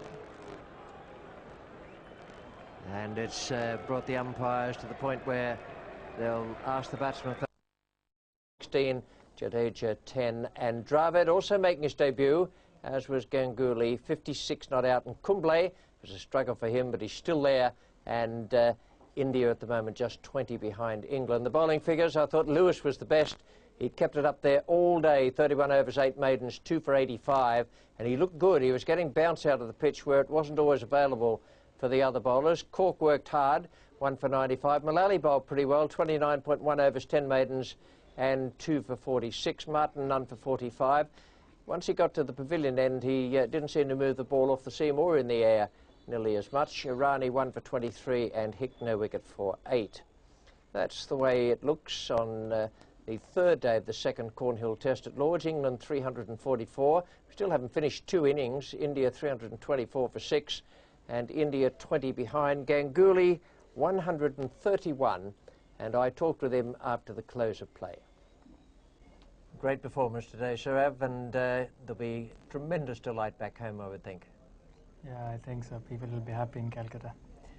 Must be a big thrill for you. You're only the 3rd player in the history of the game to make a century on debut on this great ground. Yeah, it's a nice feeling. What about the stroke play out there? I had the feeling that you were concentrating very much on playing in the arc between mid-on and mid-off. You played very, very straight all the way through. Is that your general style of play? Yeah, I want to play a bit straight, and the wicket was seaming around, so I thought it was more important to play straight in England. It did seem to move around a little bit less today, but there was still some extravagant movement. Yeah, I think it was moving. I think it did become slightly slower than what it was in the first day. What was the general plan of campaign? First of all, you had to get past the follow-on mark and then do all sorts of other things. But what was the general plan you had in mind when you walked out there this morning? When I walked in, I had Sachin with me. I knew he's a good stroke player, so I just had to keep cool myself and not look what he's doing, because he can even hit good balls for 4. So I just wanted to be there as long as I can, and I thought the runs would come. When you play in Bengal, is that the general style of play you use, very correct and still have plenty of strokes to play with? Yeah, we've got a lot of players who play straight, but unfortunately we don't have much players playing for India. The first Indian player to make a century on debut was Lala Ramanath. Congratulations, you're the 10th now. Thank you. Great performance. Thank you very much. A wonderful day for Saurav Ganguly, making his debut in Test cricket here at Lord's and hitting 131, including 20 boundaries. Here now, Geoffrey Boycott and Ravi Shastri to talk about him and how they see the rest of the match. Ravi, India's day at last. 950 million people in India very happy today. High time, isn't it? Definitely. I think the best day of the tour so far. And thanks to Saurav Ganguly and Rahul Dravid, the 2 youngsters. India expected major contributions from Tendulkar and Nazruddin, but that didn't happen. But young Ganguly, outstanding. For his first Test match at Lord's, the kind of temperament he's shown is simply unbelievable. Well, only 2 other people made 100 at Lord's on debut, and I thought his footwork was excellent, his composure was good, he was tight. I thought his innings was splendid. Now, I'm not unimpressed with Dravid. I think he's got a good chance of making 100 tomorrow. I thought he played really nicely. And what was most impressive about Dravid was the moment he came into bat, he looked positive, he looked on the lookout for runs, and he took a leaf out of Ganguly's book. He gave him company, he left the balls outside the off stump and made the bowlers bowl at him. But what about tomorrow then? This pitch getting a little bit better for batting. Can India do anything about beating England? Well, you got to worry there, Geoffrey. If India go up 80-90 on they take a lead of 80-90, Srinath and Prasad might just have a few surprises up their sleeves. Ooh. A good day for India, and perhaps more to come for them. Although it has been quite slow, it was certainly interesting. The over rate appalling for much of the time, but hopefully that will improve as the game goes on. Later today, Sunday morning. Yesterday was a headline writer's dream. While England were beating Spain at Wembley, to the delight of many at Lord's, India's Saurav Ganguly was completing a century on his Test match debut to give the papers something to conjure with, and certainly to pull his side back from what could have been a serious first innings deficit. Full of beautifully timed strokes, his century made him the 10th Indian batsman to reach 100 on Test debut, but only the 3rd player ever to do so at Lord's. Well, welcome to the highlights of the fourth day's play of this Cornhill Test match between England and India. A very good day yesterday, slow at times, but very, very interesting throughout. And this is the way the fourth day began. 324 for 6. There were 35 extras in that total. Everyone into double figures except Kumble at the bottom there, who's still unbeaten. Dravid is 56 not out. And Ganguly bowled by Mullally, but he made 131, and it was a very, very good innings. The bowling, Mullally may well have been the best of the bowlers, although I was impressed by the way Lewis came back and kept getting lift out of the pitch. 31 overs, 8 maidens, 2 for 85 for him, a wicket for Cork. And Mullally's figures, 2 for 46 from 29.1, and that included 10 maidens. So a good performance there from Ganguly. It meant that India started the fourth day 20 runs behind. And here now with his pitch report is Geoffrey Boycott. Fourth morning, and this is the part of the pitch that really matters, where the seamers are going to bowl and where the cracks are opening. We'll see here, they haven't opened much further than the last couple of days. The edges are still getting knocked off, but last year, much more hot sunny weather, the pitch dried out, more low balls and the cracks started opening. This year we've had 2 overcast days, and I think it'll stay pretty decent for the batsmen. You'll have to bat badly to get out on this surface now, because there's not much pace in it. Well, that sounds quite good for the 2 batsmen who are going out there at the moment, Kumble and Dravid. And we join them now with the first ball of the day. Mullally is the bowler and Kumble is the man taking strike. Wide ball. The wide ball, 4 ball. Well, just the start India wanted. The batsman didn't have to bother.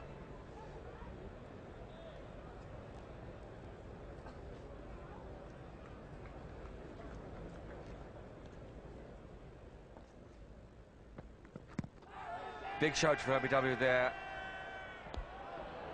Not out. And Dominic Cork, if he's getting that away swing, might just get it to hold up on about middle and leg stump. Anil Kumble has to be careful because he does come across the stumps when he plays it, and you could see a little bit of leg stump there, but I still think the ball was doing enough for it to miss it.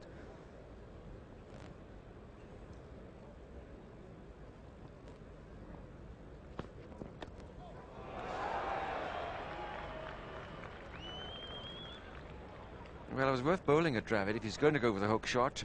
It was a little bit quicker. I just got the feeling here that Dravid was looking to leave it in the first place, but the ball followed him. Good bouncer there from Mullally.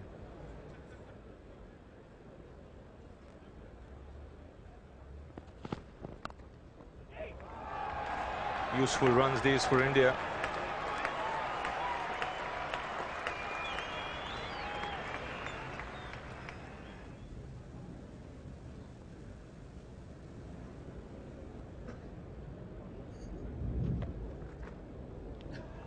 Again, Jack Russell just gets a glove to it. Not his fault this time. It really was an extremely difficult ball to take. Wide, swinging wider, extremely low. Well, he's had a torrid time this morning. This one again banged in short and moves a long way off the seam. Russell can just get his fingertips to it. There's a rival for our own Malcolm Ashton with the scorebook there. It's that sort of gentle, sunny Sunday morning.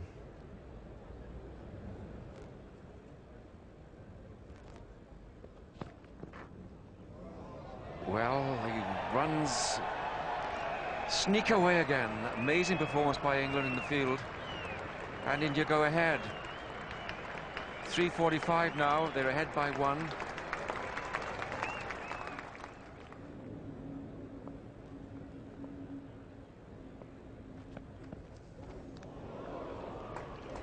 It's well bowled by Cork, who keeps the ball up to the bat, draws the man into the stroke, gets the movement, and was very unlucky not to get the edge.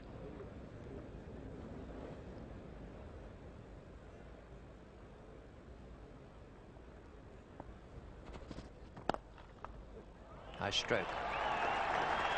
One of the great features about Dravid batting is that he plays so straight. On the same lines as Ganguly, they're both very straight in defence and they drive nicely on either side of the stumps. 3:49 for 6 now.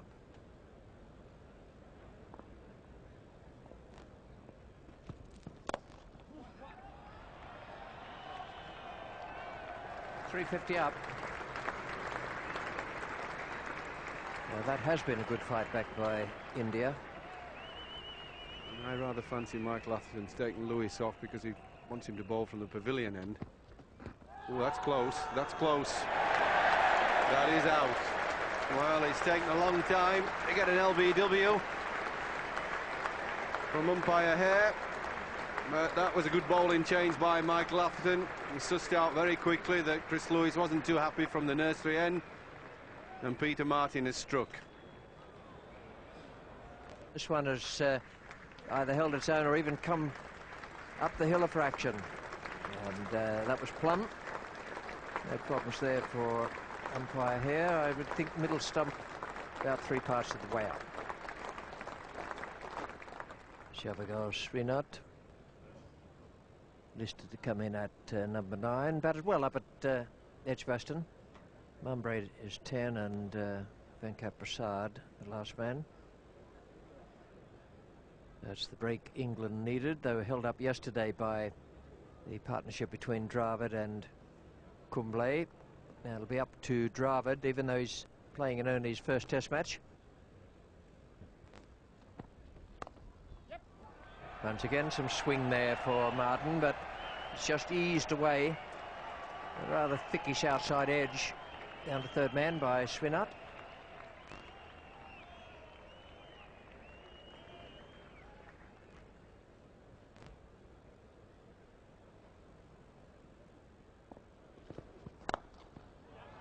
Nice stroke. That's the sort of stroke India need from Dravid now, with the tail enders joining him out there. Dravid's very quickly into his shots. This one, lovely straight drive.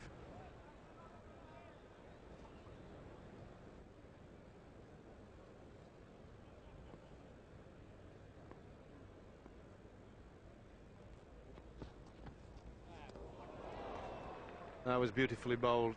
Went very wide of the crease. Deliberately bowled and thought out. Nice bit of pace. He's much happier here. Watching him go just wide of the crease. Tempting Srinath to play a long way wide of off stump, and lovely bounce and carry through to the keeper, Jack Russell.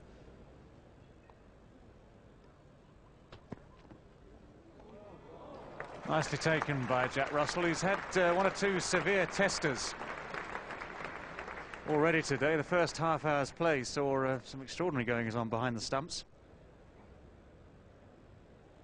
Really had to be a full stretch.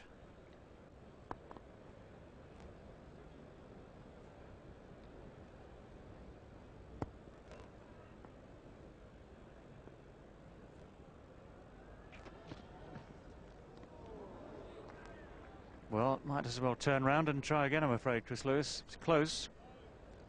Very, very close.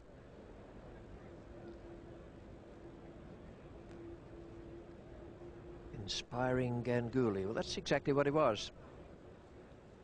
Chris Lewis now looking for a short run up.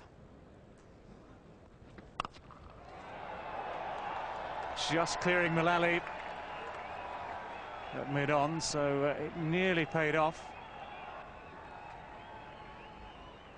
Miscued by Srinath, but enough bat on it.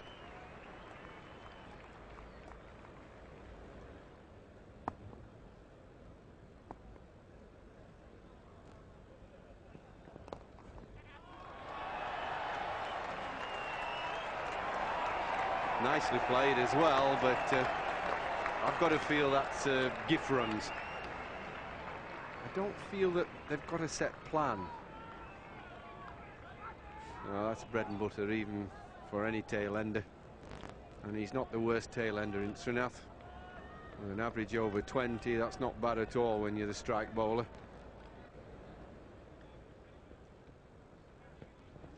And that's very different.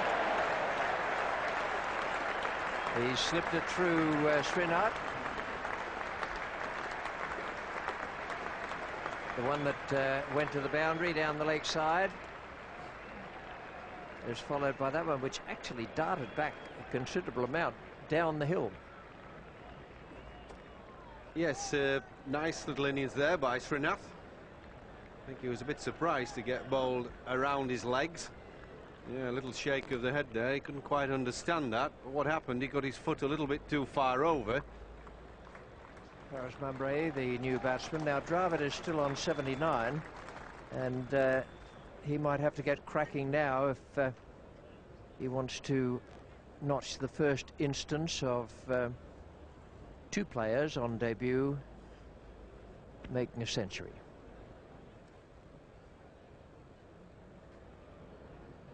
Bowling to Paris Mumbrey.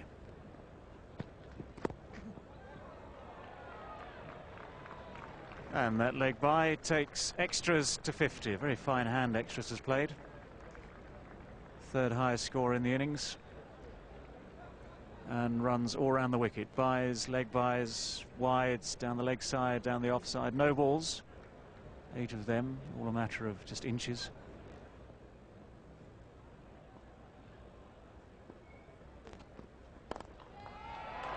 That's nicely placed.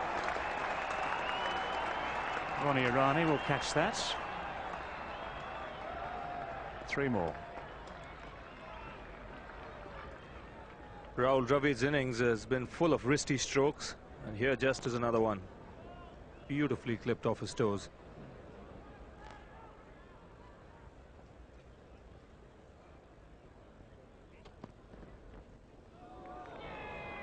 That's the one. That really is the line he should be bowling. The problem with him is when he's bowled a little wide, the ball has done too much, and that's why he tried a couple of deliveries to get the ball to move from leg stump. Didn't quite work. But then that last one, just the right line.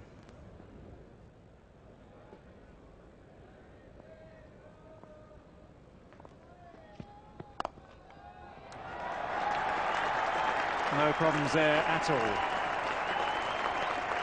Simple flourish of the bat, slightly over pitch from Alan Mullally. And the 400 comes up for India. 401 now for 8. He's just 12 short of his 100 now with this lovely cover drive. Everything right about that. Good correct footwork, foot right out to the pitch of the ball and leaning into it.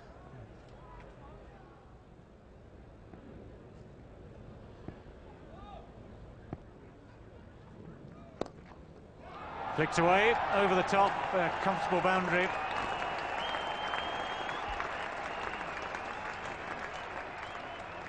But this is frustrating for Peter Martin. Every time he delivers the ball outside the off stump, batsman quite prepared to leave it.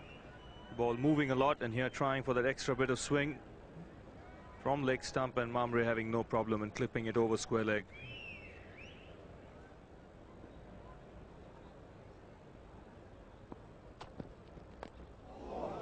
Only a fraction away from the end of a dream.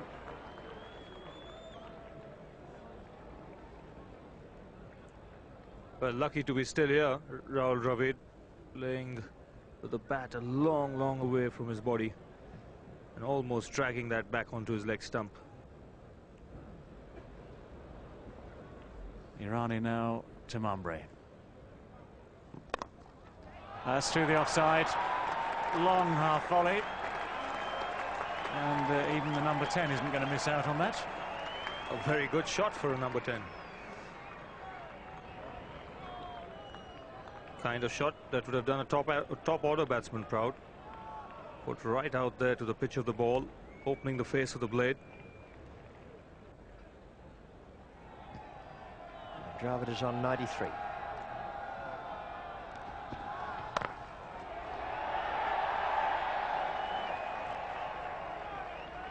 Well, I think this is a sensible move by Michael Atherton.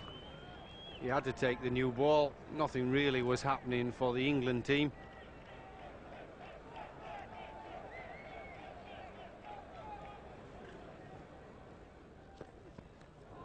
Ooh, that turned the batsman round, and again another lovely outswinger.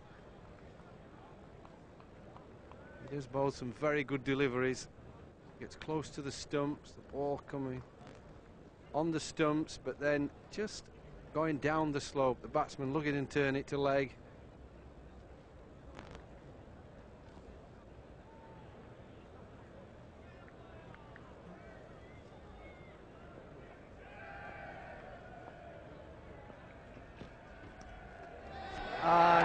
gone.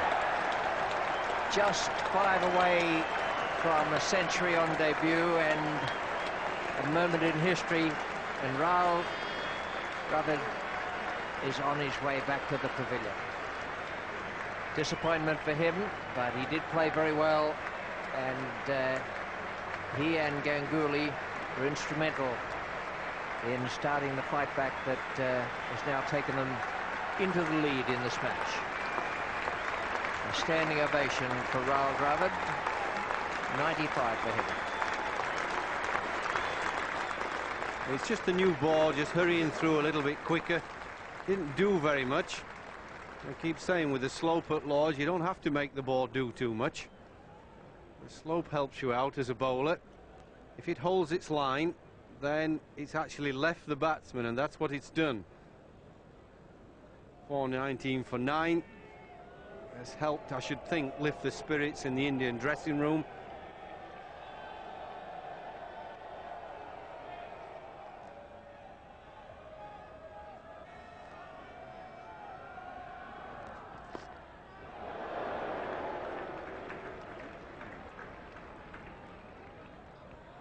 A little livener as a first ball from Lewis to Venkat Prasad. And that's not so good. Prasad getting his fingers jammed against the bat, because you always worry when it's a bowler's bowling hand.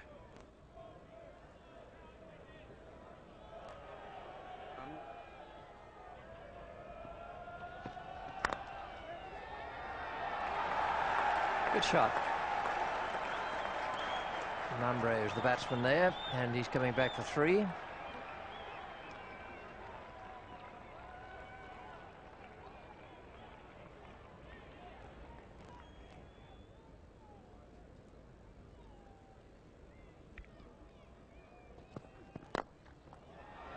In the air and out. So that's the end of it. Very fine performance by India. Bags full of concentration, considerable amount of technique.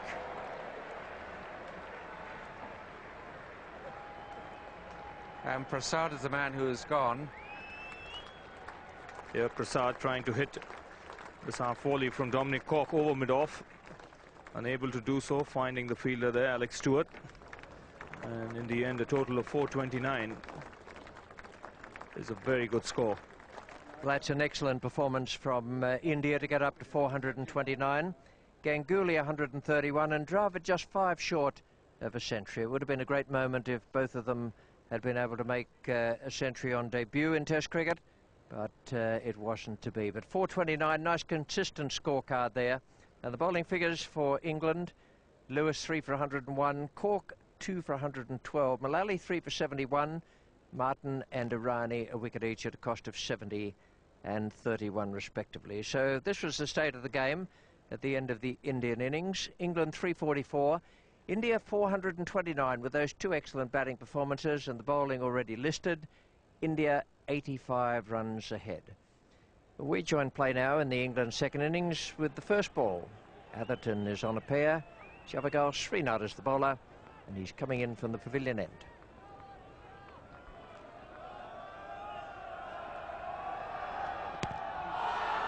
On the pad, arms go up at slip. The umpire's head shakes no.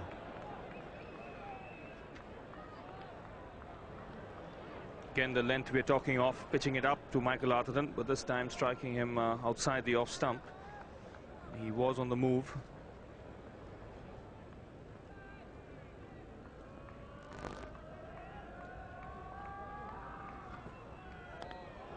See that extra bounce. Just look at the keeper take that ball. Reverse palms up in front of the shoulders. And there you see at Lords always at the nursery end there. Can be surprising bounce.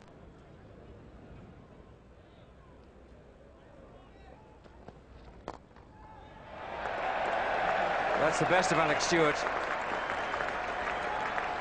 Always at his best, standing up, giving the ball a real clip to the onside. Well, that's always been one of Alex Stewart's favourite shots.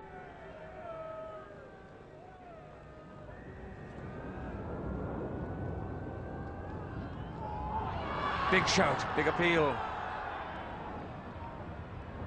Strong appeal from the bowler, the keeper, first slip, second slip.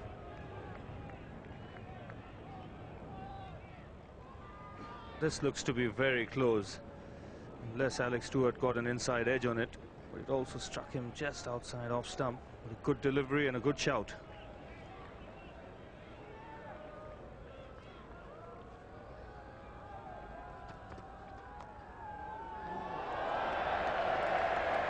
Four runs. Slips dive everywhere. But a clear outside edge.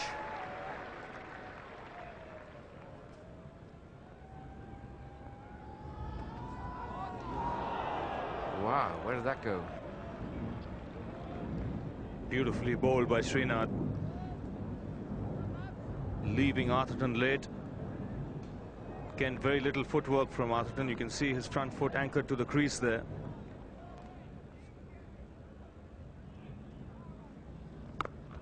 Oh, my word.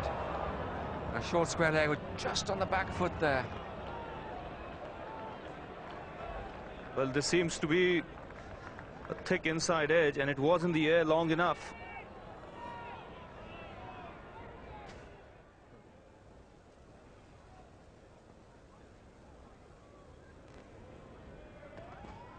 Off. Well. Arms go up again and appeal. Full marks to Srinath. He's got much more out of this pitch with a new ball than any other bowler. And it's a tough time for Michael Atherton. Well, he's beaten all ends up here. This one comes in a long way.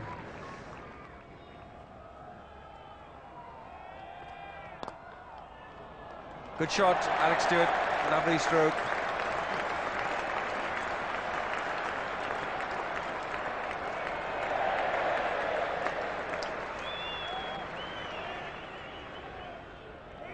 Over-pitched again by Venkatesh Prasad and nicely timed by Stewart. Just out of the reach of Sachin Tendulkar, who threw himself to his right.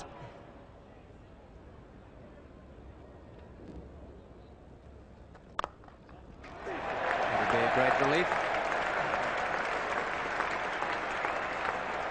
Nice way to get off it. Cover drive and just a hint of a relieved smile.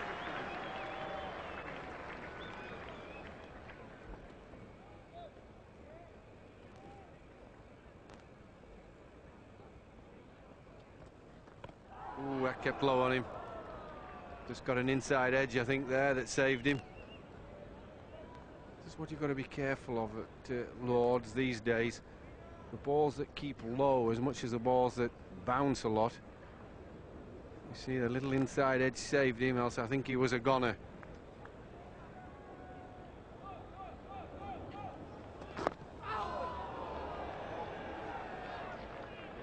Well, Geoffrey Boycott keeps telling me there's no ridge.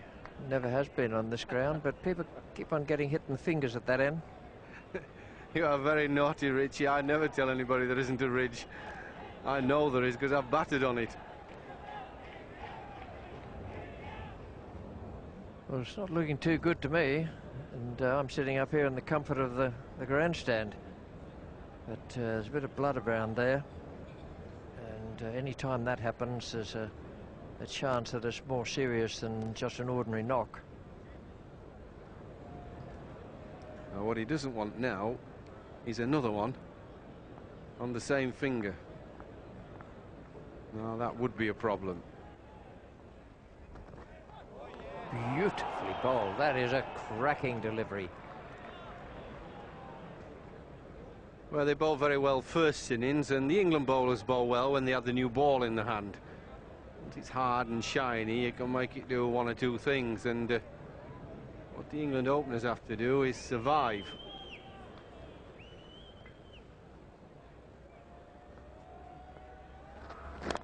Ball. Once you drift down the hill at Lords from this pavilion end, then you're going to get smacked away on the leg side. Now, Anil Kumble to bowl his leg breaks from the nursery end.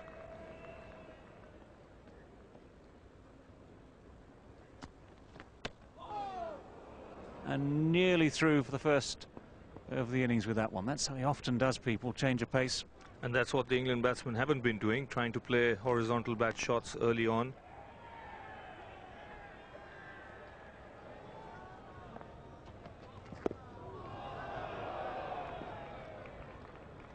Nothing wrong with this man, Javagal Srinath. Bang on target, again getting some movement and bounce. He's troubled all the batsmen right through the series.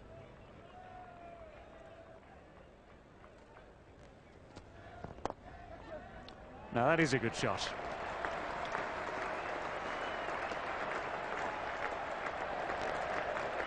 Classic extra cover drive from Michael Atherton. He's starting to get into his stride now. This is a very good shot. It's the footwork that makes this shot possible. Look how he gets out there to the pitch of the ball, leans on it.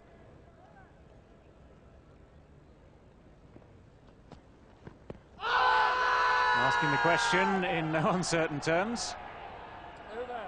Anil Kumble desperate for a wicket, any way he can get it.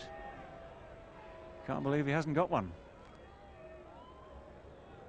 Yeah, this one coming in from Kumble, always dangerous for the batsman to do, but hitting him just enough outside that off stump. Might have even missed off stump.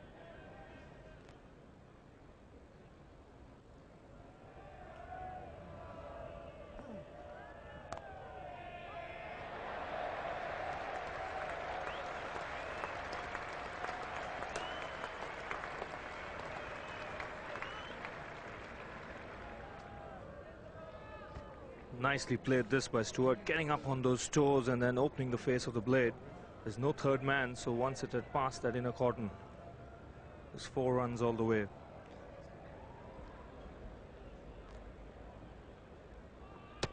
Oh, that's bowled him. Beautiful delivery from Anil Kumble. That'll keep him in the ratings. See the delight on his face there. Lovely delivery this to Michael Atherton. A dream delivery. Pitching on leg stump, hitting off. Very little Michael Atherton can do.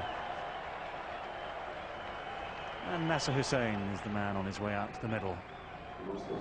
Yeah, Michael Atherton there, not quite getting his front foot forward to be able to smother the spin. The ball sneaking through and hitting off stump, but that really would make Anil Kumble very happy because he struggled on the strip.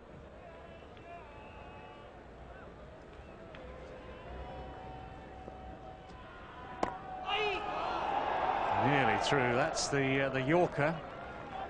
Unusual to use that term when you're talking about a leg spin bowler, but that's what it is. That's a delivery he's perfected in the last couple of seasons. Bowls at full length and often surprises the batsman. He uses it very often against tail-enders with a lot of success.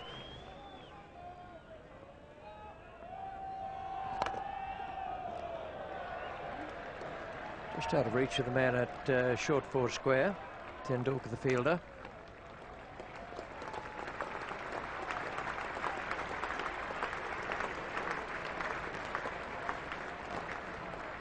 Up for England, just 1 wicket down, that of Michael Atherton.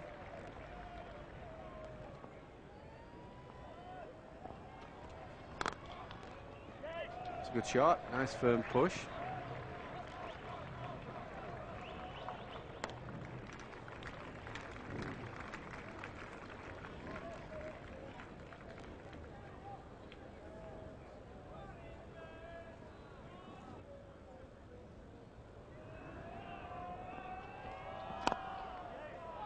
That away nicely.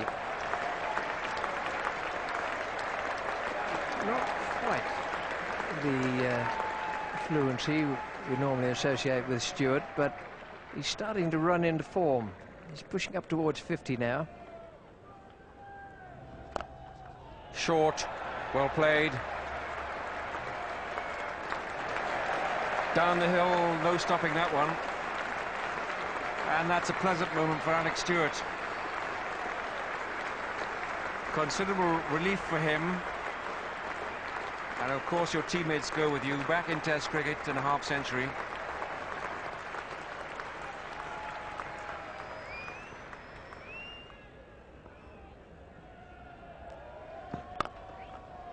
That's a fine shot. perfect way to play through the short fielders. Well, a little more air here from Anil Kumble. And Nasser Hussain has pounced on this one. He's given it the full treatment, found the gap between mid-off and cover. 4 runs moment it left the bat, struck it beautifully.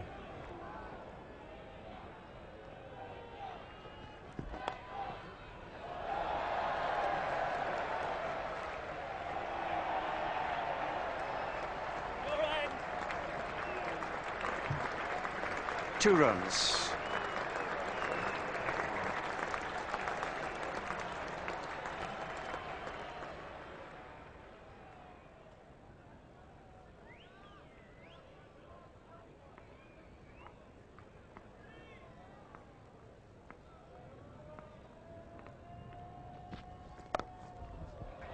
Four runs.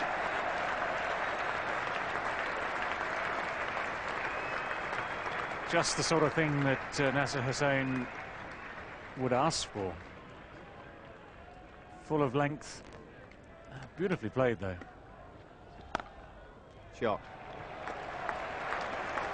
Yeah, if you ball half volleys at any pace, but certainly at Mambri's gentle medium pace, you're going to get smacked in Test match cricket. And this is what I say about the Indian attack. Once Prasad and Srinath have had a burst and created problems, there's not too many problems after that. Nice way to bring up the 50 partnership.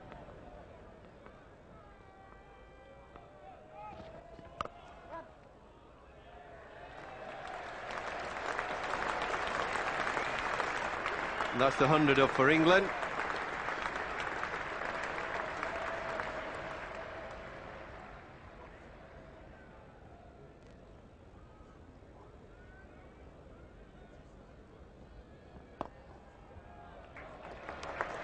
Well, that's well placed.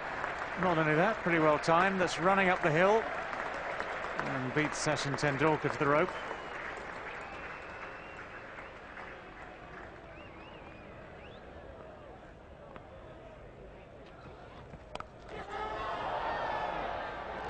Well, straight off the bat, straight out to point. Batsman wasn't absolutely certain what had happened for a moment or two, but Shavagal Srinath has caused him so much confusion that he's finished up with the bat just held out, trying to evade the ball. And the catch has been taken by Rahul Dravid, just moving in from point. Nothing difficult about it. Only difficulty was experienced by Nasser Hussain, who has fallen to Srinath. Peter Martin, the new batsman, coming in as night watchman.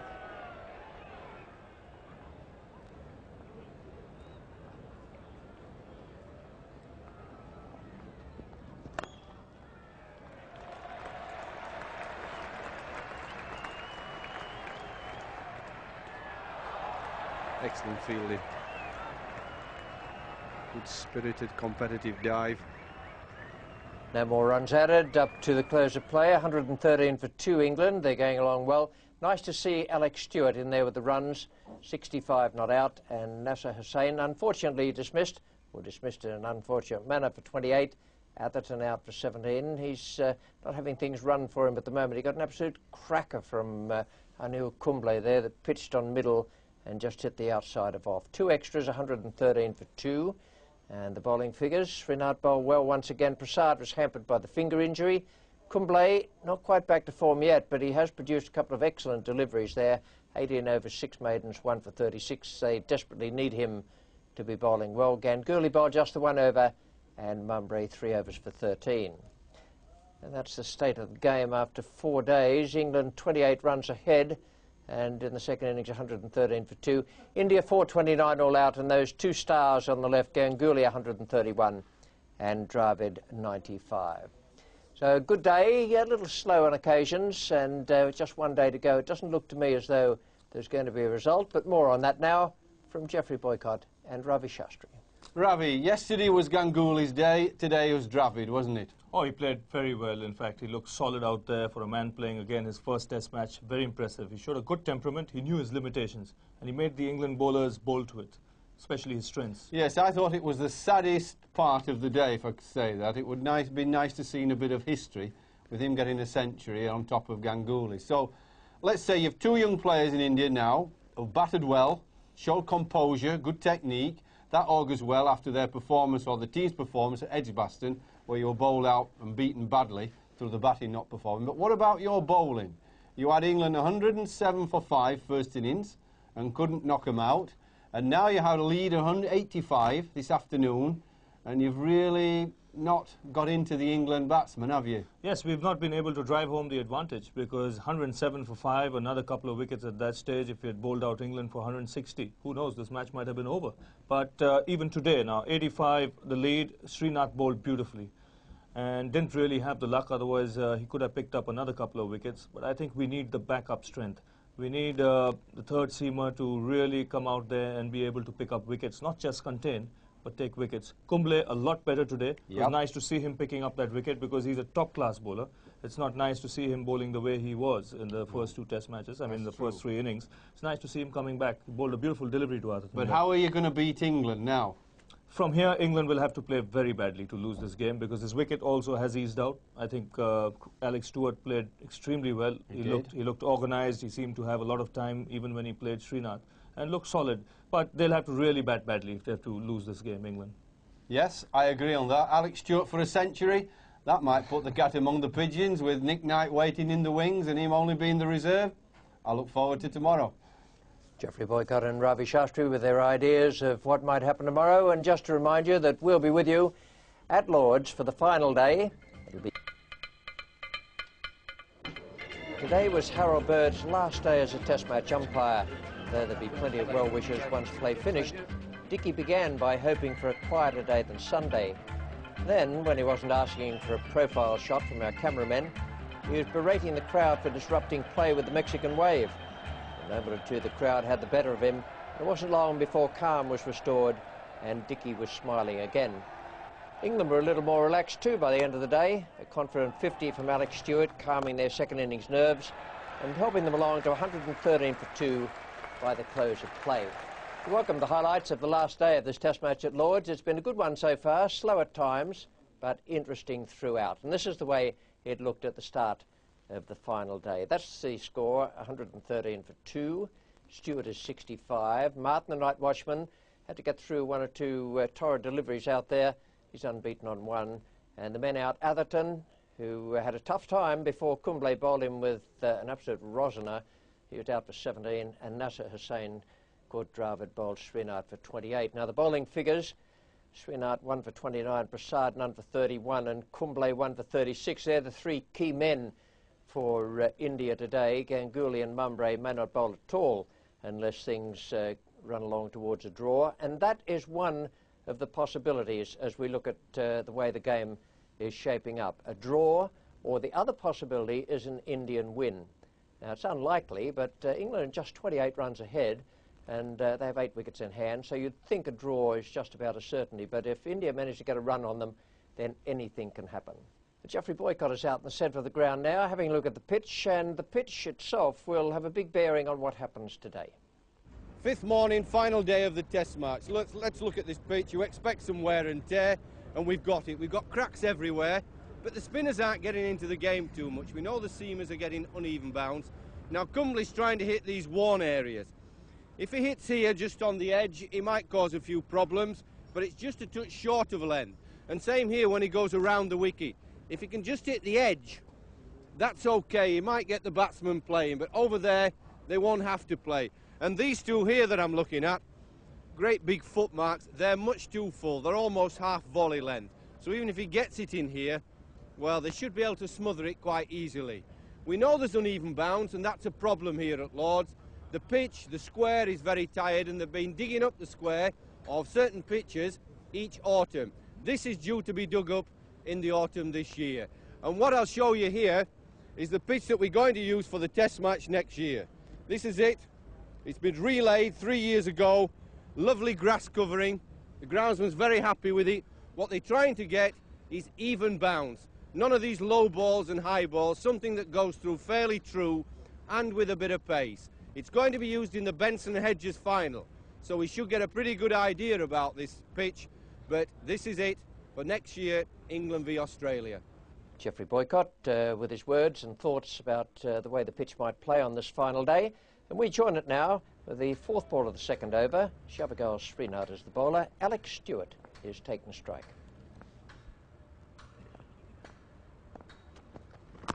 Oh, got him.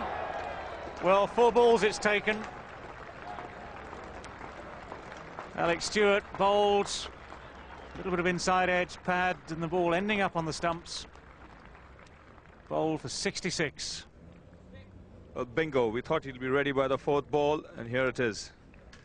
Not much of a delivery, but Stewart playing away from his body, getting the inner edge, and the ball hitting the stumps. Just what India need, a wicket early on.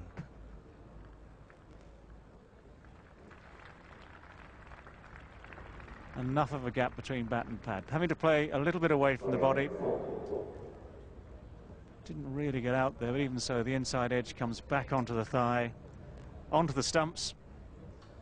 And that's what counts as far as Javagal Srinath is concerned. Graham Thorpe is out there to replace Alex Stewart. Peter Martin just on 1, the night watchman.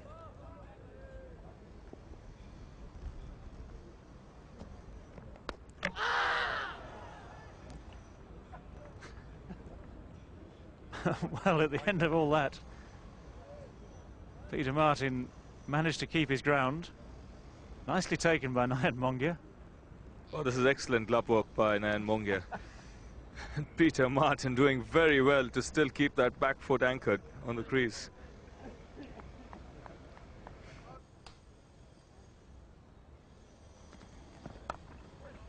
Edged away. Well, 4 runs for Peter Martin, not very convincing ones. Just something to relieve the tension as far as he's concerned. A little bit of width here. He gets the outside edge.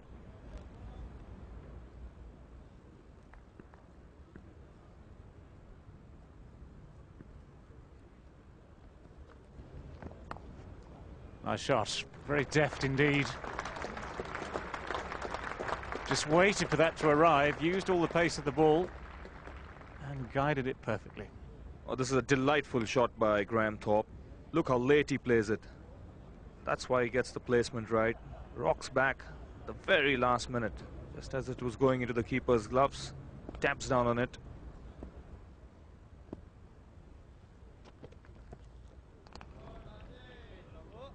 Oh, that'll bring back memories for Peter Martin of his innings last year against the West Indies. And that one adjudged high enough to be called a bouncer.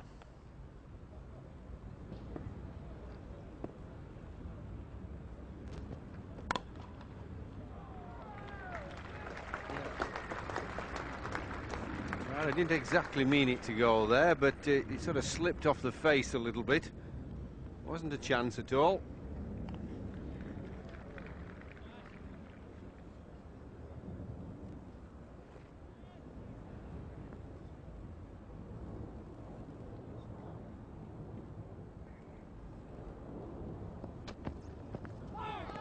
That's a little humdinger. Beautifully bowled. Just drew him into the stroke. Yes, it is, like I mentioned, it's about 4 or 5 inches outside off stump only. Thorpe's got to play.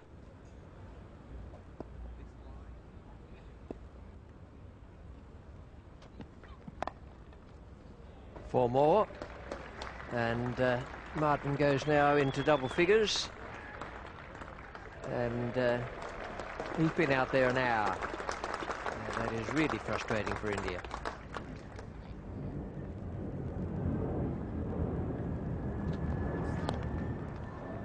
It was a no ball, but it was a devilish delivery. Reared at Graham Thorpe. He played it very well in the end.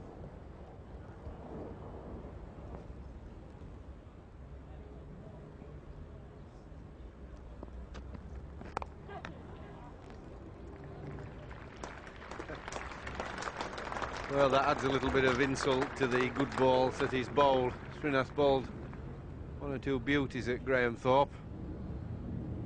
Then when he gets an edge, it's a thick edge. Doesn't fly to the slips, flies straight in the gap. Once again, it was pretty well played.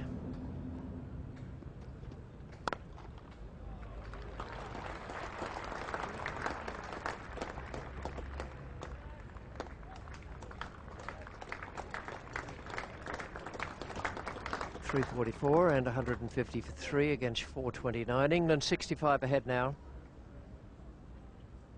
Kumble from the nursery end to Thorpe. Tendulkar the fielder. That'll race away from him down the hill. The big difference when you're hitting it down that side towards the tavern or the mound stand compared with when you're hitting it up towards the northeast corner where it slows down. This way it just gathers pace.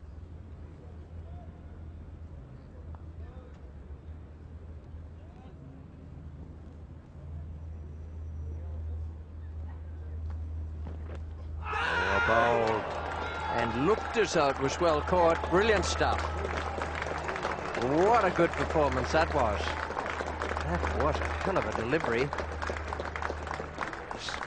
Like a striking snake, and Thorpe tried to fend it down, almost did so.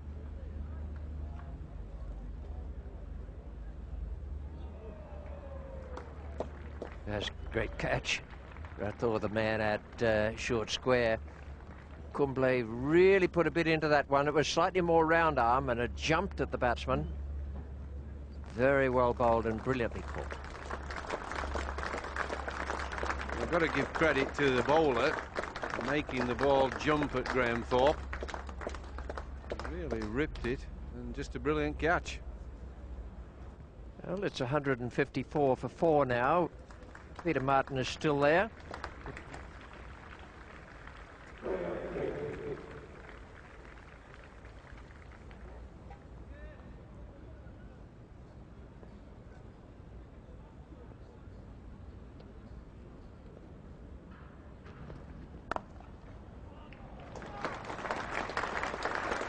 Very fluent shot that by Peter Martin, and 4 more runs square on the offside. Well, the night watchman is still there. He's lost 2 of his senior colleagues, but he's growing in confidence. And this really is a beautiful shot. They've done a top order batsman proud. Oh, little nick, and not quite carrying to the keeper. Well, again, the Prasad leg cutter getting the edge, falling just in front of Nayan Mungia, who's diving away to his right.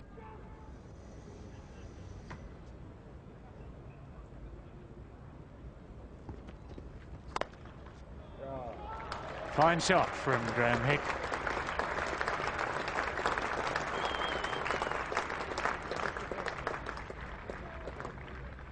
Just got on top of it and belted it square of the off stump. Yes, it's his own sort of shot. It's half a back foot square cut and it's half a late cut. Just keeps the ball down. Nicely played. Beautifully bowled this time, though. Graham Hick unable to do anything about that. Tried to stop the shot halfway through. And this one just looped through. So the ideal response from Venkat Prasad.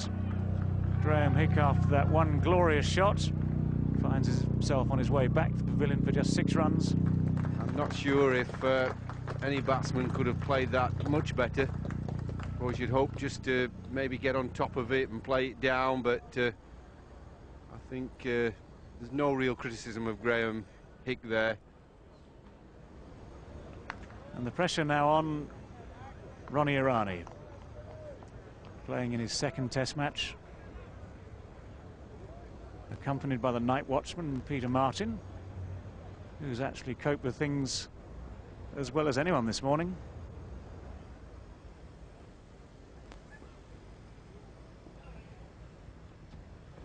Ball.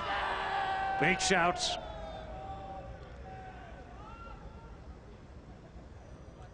And that'll be worth seeing again for sure. Yeah, I think that just probably was going down leg side. It ran in, looked like a top spinner that just ran up the hill a little bit, and I think that's a good decision. See where the keeper's going, that gives you a good idea. Yeah, I'm pretty confident that that was a good decision by Dickie Bird, just going down. I don't think Raymond or the coach will be too impressed if Peter Martin gets out with a flowing or flashing drive. They want him to hang around as long as possible.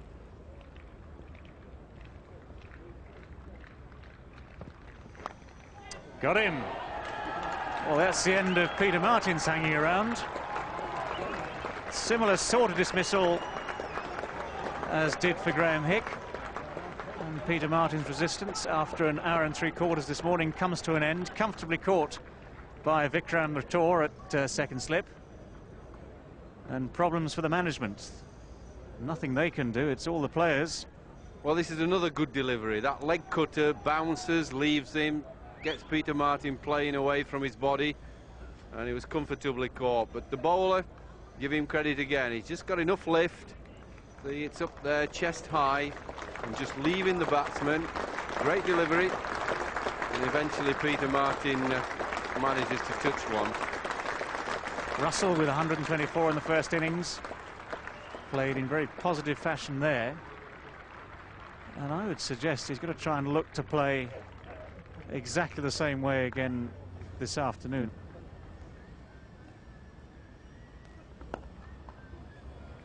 A good stroke.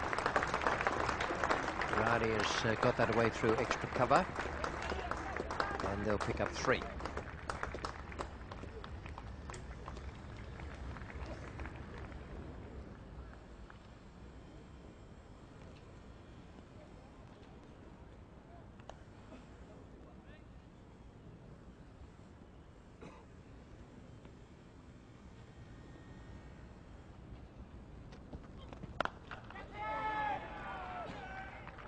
One moment, not only Ronnie Irani's heart would have been in his mouth, but everyone in the dressing room as well.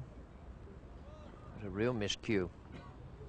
And dangerous too. There is a man back there on the fence exactly for a shot like this. Could have gone anywhere. Luckily for him, landed safely, well short of the fielder at deep square leg.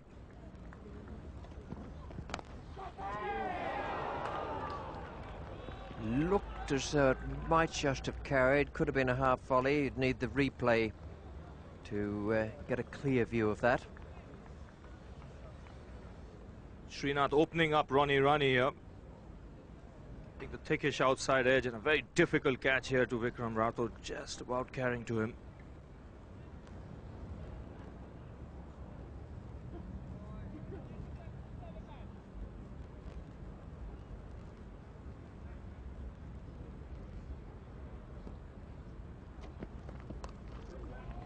Good shot.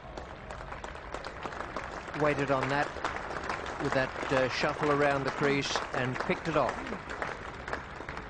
This is nicely played by Jack Russell, right back on his stumps and across, rolling the wrists over, just using the pace of Srinath's delivery, running fine enough to beat the fielder a deep fine leg.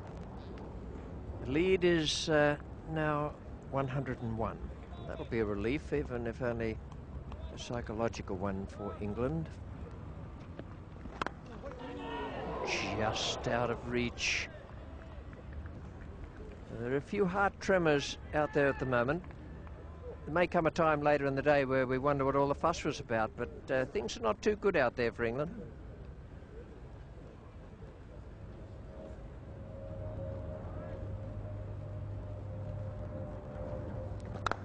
Good shot. Well, nice and firm, straight down the ground through mid-off. And of course the important thing with the new ball, give it time maybe to swing. But Srinath gave it just a little bit too much.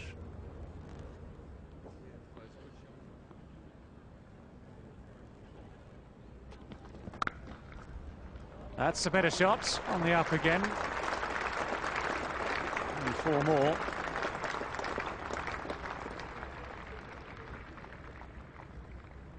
That's a better shot, is that, off the back foot? Very positive, aggressive player, likes to get on with it.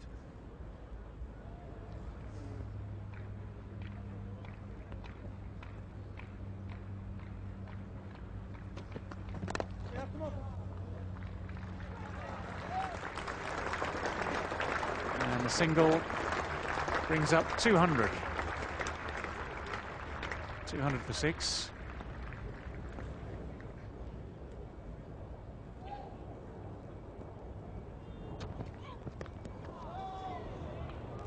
Well, that's struck home. It's a moral victory, if not a wicket, for Javagal Srinath. A very unpleasant delivery. Nipping back up the slope. That sort of delivery is never fun for anyone. There wasn't much Jack Russell could have done about it.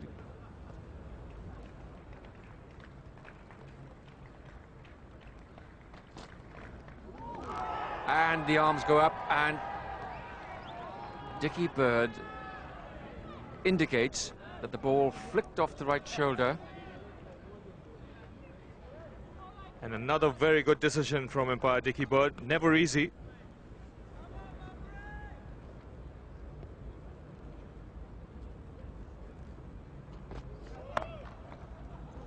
Fine shot.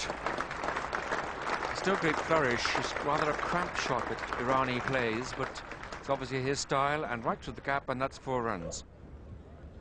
He's played some lovely shots of the back foot. This is a strong punch on the offside. He's a strong man. This was very well timed. Well, that's a big shout. I've not seen Darrell Hare give a decision at all. I'm not sure if he's got any arms, actually. Well, this one would have hit, but what must have gone in favour of Jack Russell was that it might have just pitched outside the leg stump. Absolutely right, and a very good decision.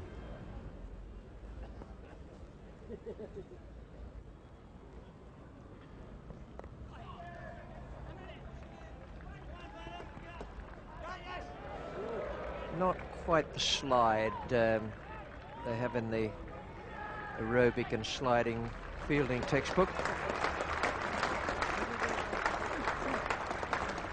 Not Mumbre's day so far. Yes, it was Ronnie Irani who spotted that there'd been a fielding error there. Went back for the 3rd run.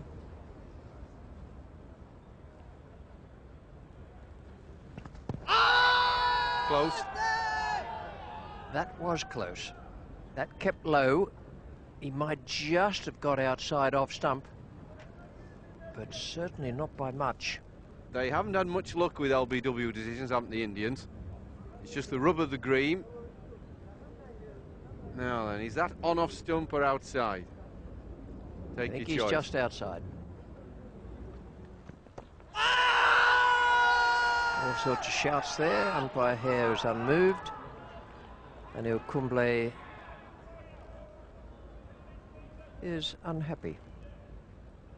Well, he's very excited about this attempted bat and pad, but my impression was that it maybe just hit the pad, but Jack Russell didn't seem to want to know, but that doesn't mean a lot. More important, the umpire shakes his head.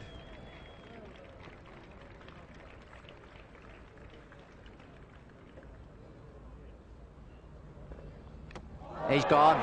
Maybe an inside edge. Irani has gone for 41. It's a little too late for the Indians. But Ronnie Irani would be very disappointed at that, but he has played well.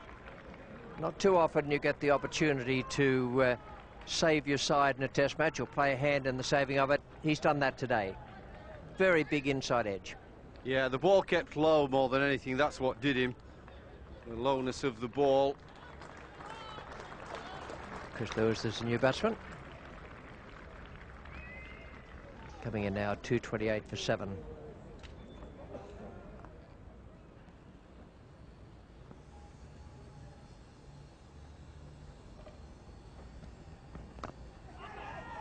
And more runs here from him off the edge, but all along the ground. And running away for 4.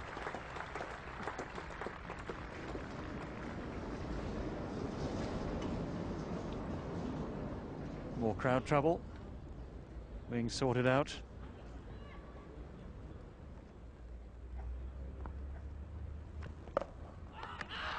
Quick piece of work from Nayan Mongia. One just got a feeling that he removed it a little bit too quickly, because watch what happens after he takes the bails off. There's a jump there from Russell, so had he waited for a couple of seconds and then done it, well, we could have had a decision from the umpire.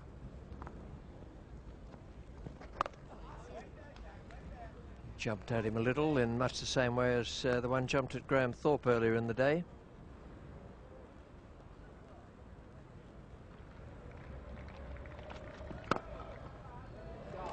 Nicely placed.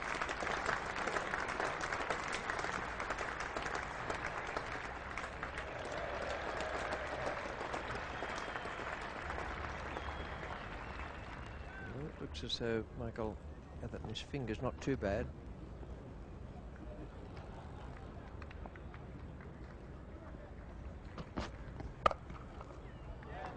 Good shot by Lewis. It'll race down towards the tavern, no doubt about that. Nice stroke.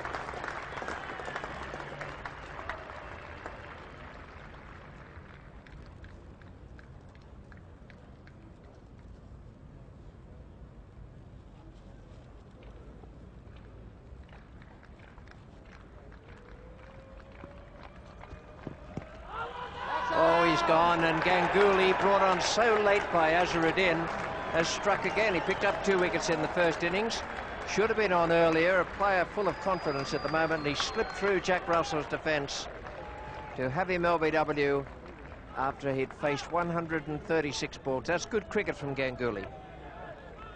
Yes, it's been Ganguly's match. A couple of wickets, a century, and he has been brought on too late. It's one of those little golden arms. The ball just offered to come into Jack Russell. And it's 274 for 8. Russell out for 38. Lewis is unbeaten on 23 with Cork.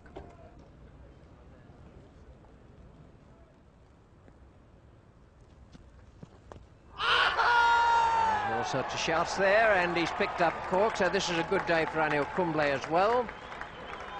Little push forward, and Kumble has looked much better today. He seems to have got his run-up and action sorted out, and much more impressive. Today's cricket would do his confidence a world of good. Snapping up Dominic Cork here. Again, getting the ball to bounce. Straight up off the pad, straight onto the glove, and a good catch. 3 more runs added after Dominic Cork's dismissal there. 278 for 9 at the close, England. A very good performance. They were in deep trouble at one stage, and then Ronnie Irani and Jack Russell got them out of it with a splendid partnership. 41 for Irani, who I thought looked very impressive. He was impressive at Edgbaston in a different role, and he looked good again today. Jack Russell 38, a great double for him. And Chris Lewis 26 not out. That is a very, very strong batting order when you have Lewis coming in at 9 and Cork at 10. Mullally was unbeaten with Lewis there, 278 for 9. And the bowling figures, well, those 3 top bowlers tried very hard. Kumble is running back into form. He bowled pretty well out there today, 51 overs, 14 maidens, and 3 for 90. And Srinath and Prasad, we've seen them bowl well all through the summer. Today, they were just as good, but I do suspect they're getting a little tired now. Srinath 29 overs, Prasad 24 with an injured finger, and each of them took 2 wickets. And right at the close of play, there was a most emotional moment when Harold Bird left the Test match arena for the last time. Congratulations from all the players, the captains and spectators running onto the field, and as you might expect, a rather tearful moment for Dickie. And there are many sad moments in Test match cricket, and have been down the years, but today won't be all that much sadness for England because they got out of it very well. 344 and 278 for 9. India 429 all out. They had a good match after their defeat at Edgbaston. Ganguly 131, he took 2 for 49, he got a wicket late in the day here, and Dravid 95. So there's some good things for both sides there, but the fact remains that the game was drawn and England lead the series 1-0. And here now is Geoffrey Boycott, and with him Ravi Shastri to talk about the day. Ravi, after the last Test match, I want to take my hat off to India. They played splendidly at Lord's here, and they gave England a fright. I wonder where you were, Jeffrey, at lunchtime. I was looking for you. You weren't there. You had your heart in your mouth, didn't you? Well, we had Jack Russell to bat, you know, and Ronnie Irani. I thought those were the two key players today. Played really well. I don't think you got the best of luck with the decisions in this Test match. I think even in the last one, it really didn't go India's way, but a terrific performance. They were outplayed in Edgbaston. They got a drubbing at the hands of Derbyshire in the 4-day game. But to bounce back the way they did, full credit to the players and the team. And particularly Ganguly and Dravid. I think they were the inspirational players for India to give you a good, solid batting performance. Well, they taught a lesson to some of the senior players on how to apply yourself, how to be patient, and let the bowlers bowl to your strength. Right, so you got the look of the toss on the first day. Didn't quite make as much use of it or have as much luck bowling well as you could have done with. But you're giving us a fright. Next Test match to come, can you go one better and win? I would like to see England preparing another wicket with a little bit of grass on it. It'll be interesting because that'll give India a chance to bounce back 1-1 in the series. Ooh, well, wait and see. Big difference, isn't it, Jeffrey? At the presentation ceremony, Bob Willis, the adjudicator, nominated Jack Russell as man of the match.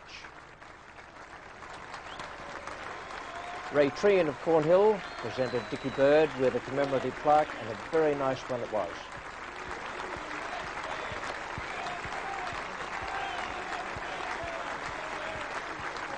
David Gower then spoke with the two skippers and the man of the match. Michael, in the end, a tough last day there for you. Yeah, very much so. I was quite happy to come out of the game with a draw. I thought we had the worst of the conditions to bat in, both on the first and at the end of the game. And, you know, if you're not going to win a Test match, you've got to make sure you don't lose it. Now, many people would have been expecting at the start of this match England to build on that 1-0 lead in the series. It hasn't happened. Is that going to be too much of a disappointment? No, not really. I mean, when you look at the conditions that we've had to bat in twice in the game, they've been testing conditions, I think, against any side. India have got two fine opening bowlers, made life difficult. So, as I say, I'm quite happy to come out of the game with a draw. After Edgbaston, they looked very much down and out, but they found two young players to come back and show some fight. How impressed were you by their performances? Well, they played very well, particularly Ganguly coming in at number 3. It's not an easy position to come in your first game. He got magnificent 100. Obviously, Dravid coming in at 7, strengthened the lower order for them, and they got a competitive total. And for your own side, it needed Jack Russell to be at his best in both innings. What more can you say about him? Well, he's tremendous to have coming in at 7 for us. He's a great fighter with the bat. He realises the importance as much as anybody in the side of adding a bit of steel. You know, 2-3 years ago we were a side that was getting beaten too often. I think over the last couple of years we've had a bit more steel there, and we're not getting beaten so often now. Move on to the Indian captain. Azhar, a very different performance this one for your side. Well, yeah, I think looking back at the Test match at Edgbaston and the performance at Derby, I think you did very good here. I mean, I think I was a little bit disappointed with the way things went in the end, but that's how the game is played, and I mean, I'm a little disappointed as well that we couldn't force a win. Yeah, because the game started well for you. Won the toss, which, with hindsight, looked a very good thing to have done. But then you didn't have much luck on that first morning, did you? Because I thought at one stage that England really were very lucky not to be, say, 50 for 5 at lunch on that first day. Well, yeah, that's right. You know, I mean, I think Srinath Prasad really bowled well on that morning, and I mean, we had them at 107 for 5, but just let them go. I think Jack Russell and Graham Thorpe played very well in that period of time, and they just got them out of trouble. Now, how optimistic were you this morning? You needed quick wickets. You got one in the first over. What did you think was going to happen next? Well, yeah, I was very optimistic in the morning because I knew the wicket was not, I mean, playing easy, you know, because it was variable bounce, you know, sometimes the ball was just climbing up and then it was keeping low as well. And it turned as well yesterday when Anil was bowling, so I was really very optimistic.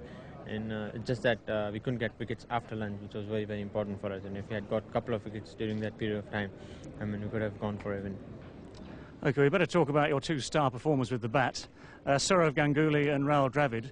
Wonderful debuts for the two of them. Well, yeah, I think I was very disappointed with Rahul because he couldn't get 100, you know, I mean, like getting to 95, you know, he batted so well and going at number 7, and he had the support of the tailenders, you know, it was not a very easy thing, but I think he'll definitely get another 100 in Trent Bridge, but I think the star was Sourav Ganguly. I think he really batted well, he applied himself, and I mean, he was relaxed when he played. That was more important for him. Yes, he looked very, very competent indeed. Lovely temperament he showed there. Well, that's right, you know, he played some cracking shots. Now, the final Test match, a 1-0 down, 1 to play. What hopes have you got? Well, yeah, I mean, if you can play like this, you know, I mean, at Trent Bridge also, I mean, we'll definitely try our best, and then we can force a win still, you know. Well, we'll look forward and see what happens. Thanks very much. Thanks, Jim. Thank you. Okay, thanks, David. Jack, many congratulations. Another Man of the Match award. Two very contrasting innings, though. Yeah, two different situations. You know, we're in a spot of bother early doors. I just wanted to go out and be positive and get as many runs as I could. It was doing a little bit. So it's just a case of being positive and get as many as possible. If you hung around and just stayed in for a while, I felt that you'd get a decent ball at some stage and get out. So just trying to take the attack to them a little bit, and fortunately for me it worked. Second time round it was more of a dig in and try and survive. Yes, because the contrast was very stark between these innings here and the one at Birmingham, where you looked, shall we say, out of sorts. Well, I've been playing like that for a while. It's just that I got out early on, and early in my innings I've just tried to stay in and try and squirt a few runs, not give it away too early on. But on that occasion I should have kept out a decent Yorker, but it wasn't to be. Now, both these innings here came under pressure. First innings, England had lost a lot of wickets. Second innings, guess what? England lost more wickets again. Do you enjoy batting with that extra pressure? Well, I've had it for most of my career, really. You know, when you're batting down at 7 or 8, you're often in tight situations, various types of situations, and you know, you get used to it after a few years doing it. But I enjoy it. Maybe it brings the best out of me, I don't know. But you know, I enjoy the challenge. Now, Bob Willis mentioned your wicket keeping as well. Are you happy with that? It wasn't bad. It was a little bit difficult. The ball was swinging around a lot after it pitched, which it seems to be doing a lot this year for some reason. I think it's the batch of balls. Scientifically, maybe somebody could look into it and find out the reason. It'd be interesting to know why. But you get used to that, and it's not the easiest ground to keep wicket on. So overall, not too bad. Anyway, lovely. Welcome. Congratulations. Thanks, David. Very interesting to listen to Michael Atherton there and have him talk about the fact that if you can't win a test match, you've got to make sure you're not beaten. And he did add that there have been times when England have been beaten when they shouldn't have been in recent years. Now, he's looking forward to the Ashes battle next year, but he does have the extra test coming up against India and then the short series against Pakistan as well. But a very, very interesting interview. So too is the one coming up now with David Gower, where he talks with Dickie Bird. Well, Dickie, it's all over. How does it feel now? It's all over, mate, but I shall miss it, there's no question. I mean, it's been my life, David, as you know that, and I don't know what I'm going to do, mate. I hope that I shall be involved in some capacity in the game, but we'll have to wait and see. I've still one season left on the county circuit, that's next summer, and then from there I just don't know, David. Well, that's still a lot of games, Harold, so I mean, you've still got plenty of work to do. Have you actually been able to enjoy this match? Yeah, I've enjoyed it. I've really enjoyed it. I think what I shall always remember, David, is the crowd, the reception I got that first morning when I walked out there, down the steps, through the long room where all the members are sat in the long chairs, then out onto the green here at Lord's. I shed a few tears. It's been a tremendous occasion for me, and the letters and best wishes that I've had from all over the world. I think there's about 4 sacks in the umpire's room there. I don't know how I'm going to get through them all, but I shall try and answer everyone when I get the chance. And do you think it was a good last game? Yes, I've enjoyed it. I think that at lunchtime it looked as if India were going to win the test match. At lunchtime I thought, it's India's test. Now, you've probably got a week off now, haven't you, just to recover? Yeah, I've got a week off, David, and then I've got a second 11 match, Leicestershire v Worcestershire at Melton Mowbray. It sounds all a bit different, doesn't it, that? That's right, because we have so many second 11 matches to do, all the test panel. But I'll miss this, David. I'll miss the buzz, I'll miss the atmosphere of test match cricket, because to me, you can have the Olympic Games, you can have Wimbledon, you can have the World Cup at football and cricket, but test match day at Lord's, there's nothing in the sporting calendar to compete with that, mate. Well, Dickie, congratulations on a long and very, very fine career. Enjoy that rest. Thanks a lot, mate. Thanks, David. Thank you. A very sad moment there for Dickie Bird, talking with David Gower. Now, the next test match coming up in this series, the third game between England and India, the third Cornhill Insurance Test, will be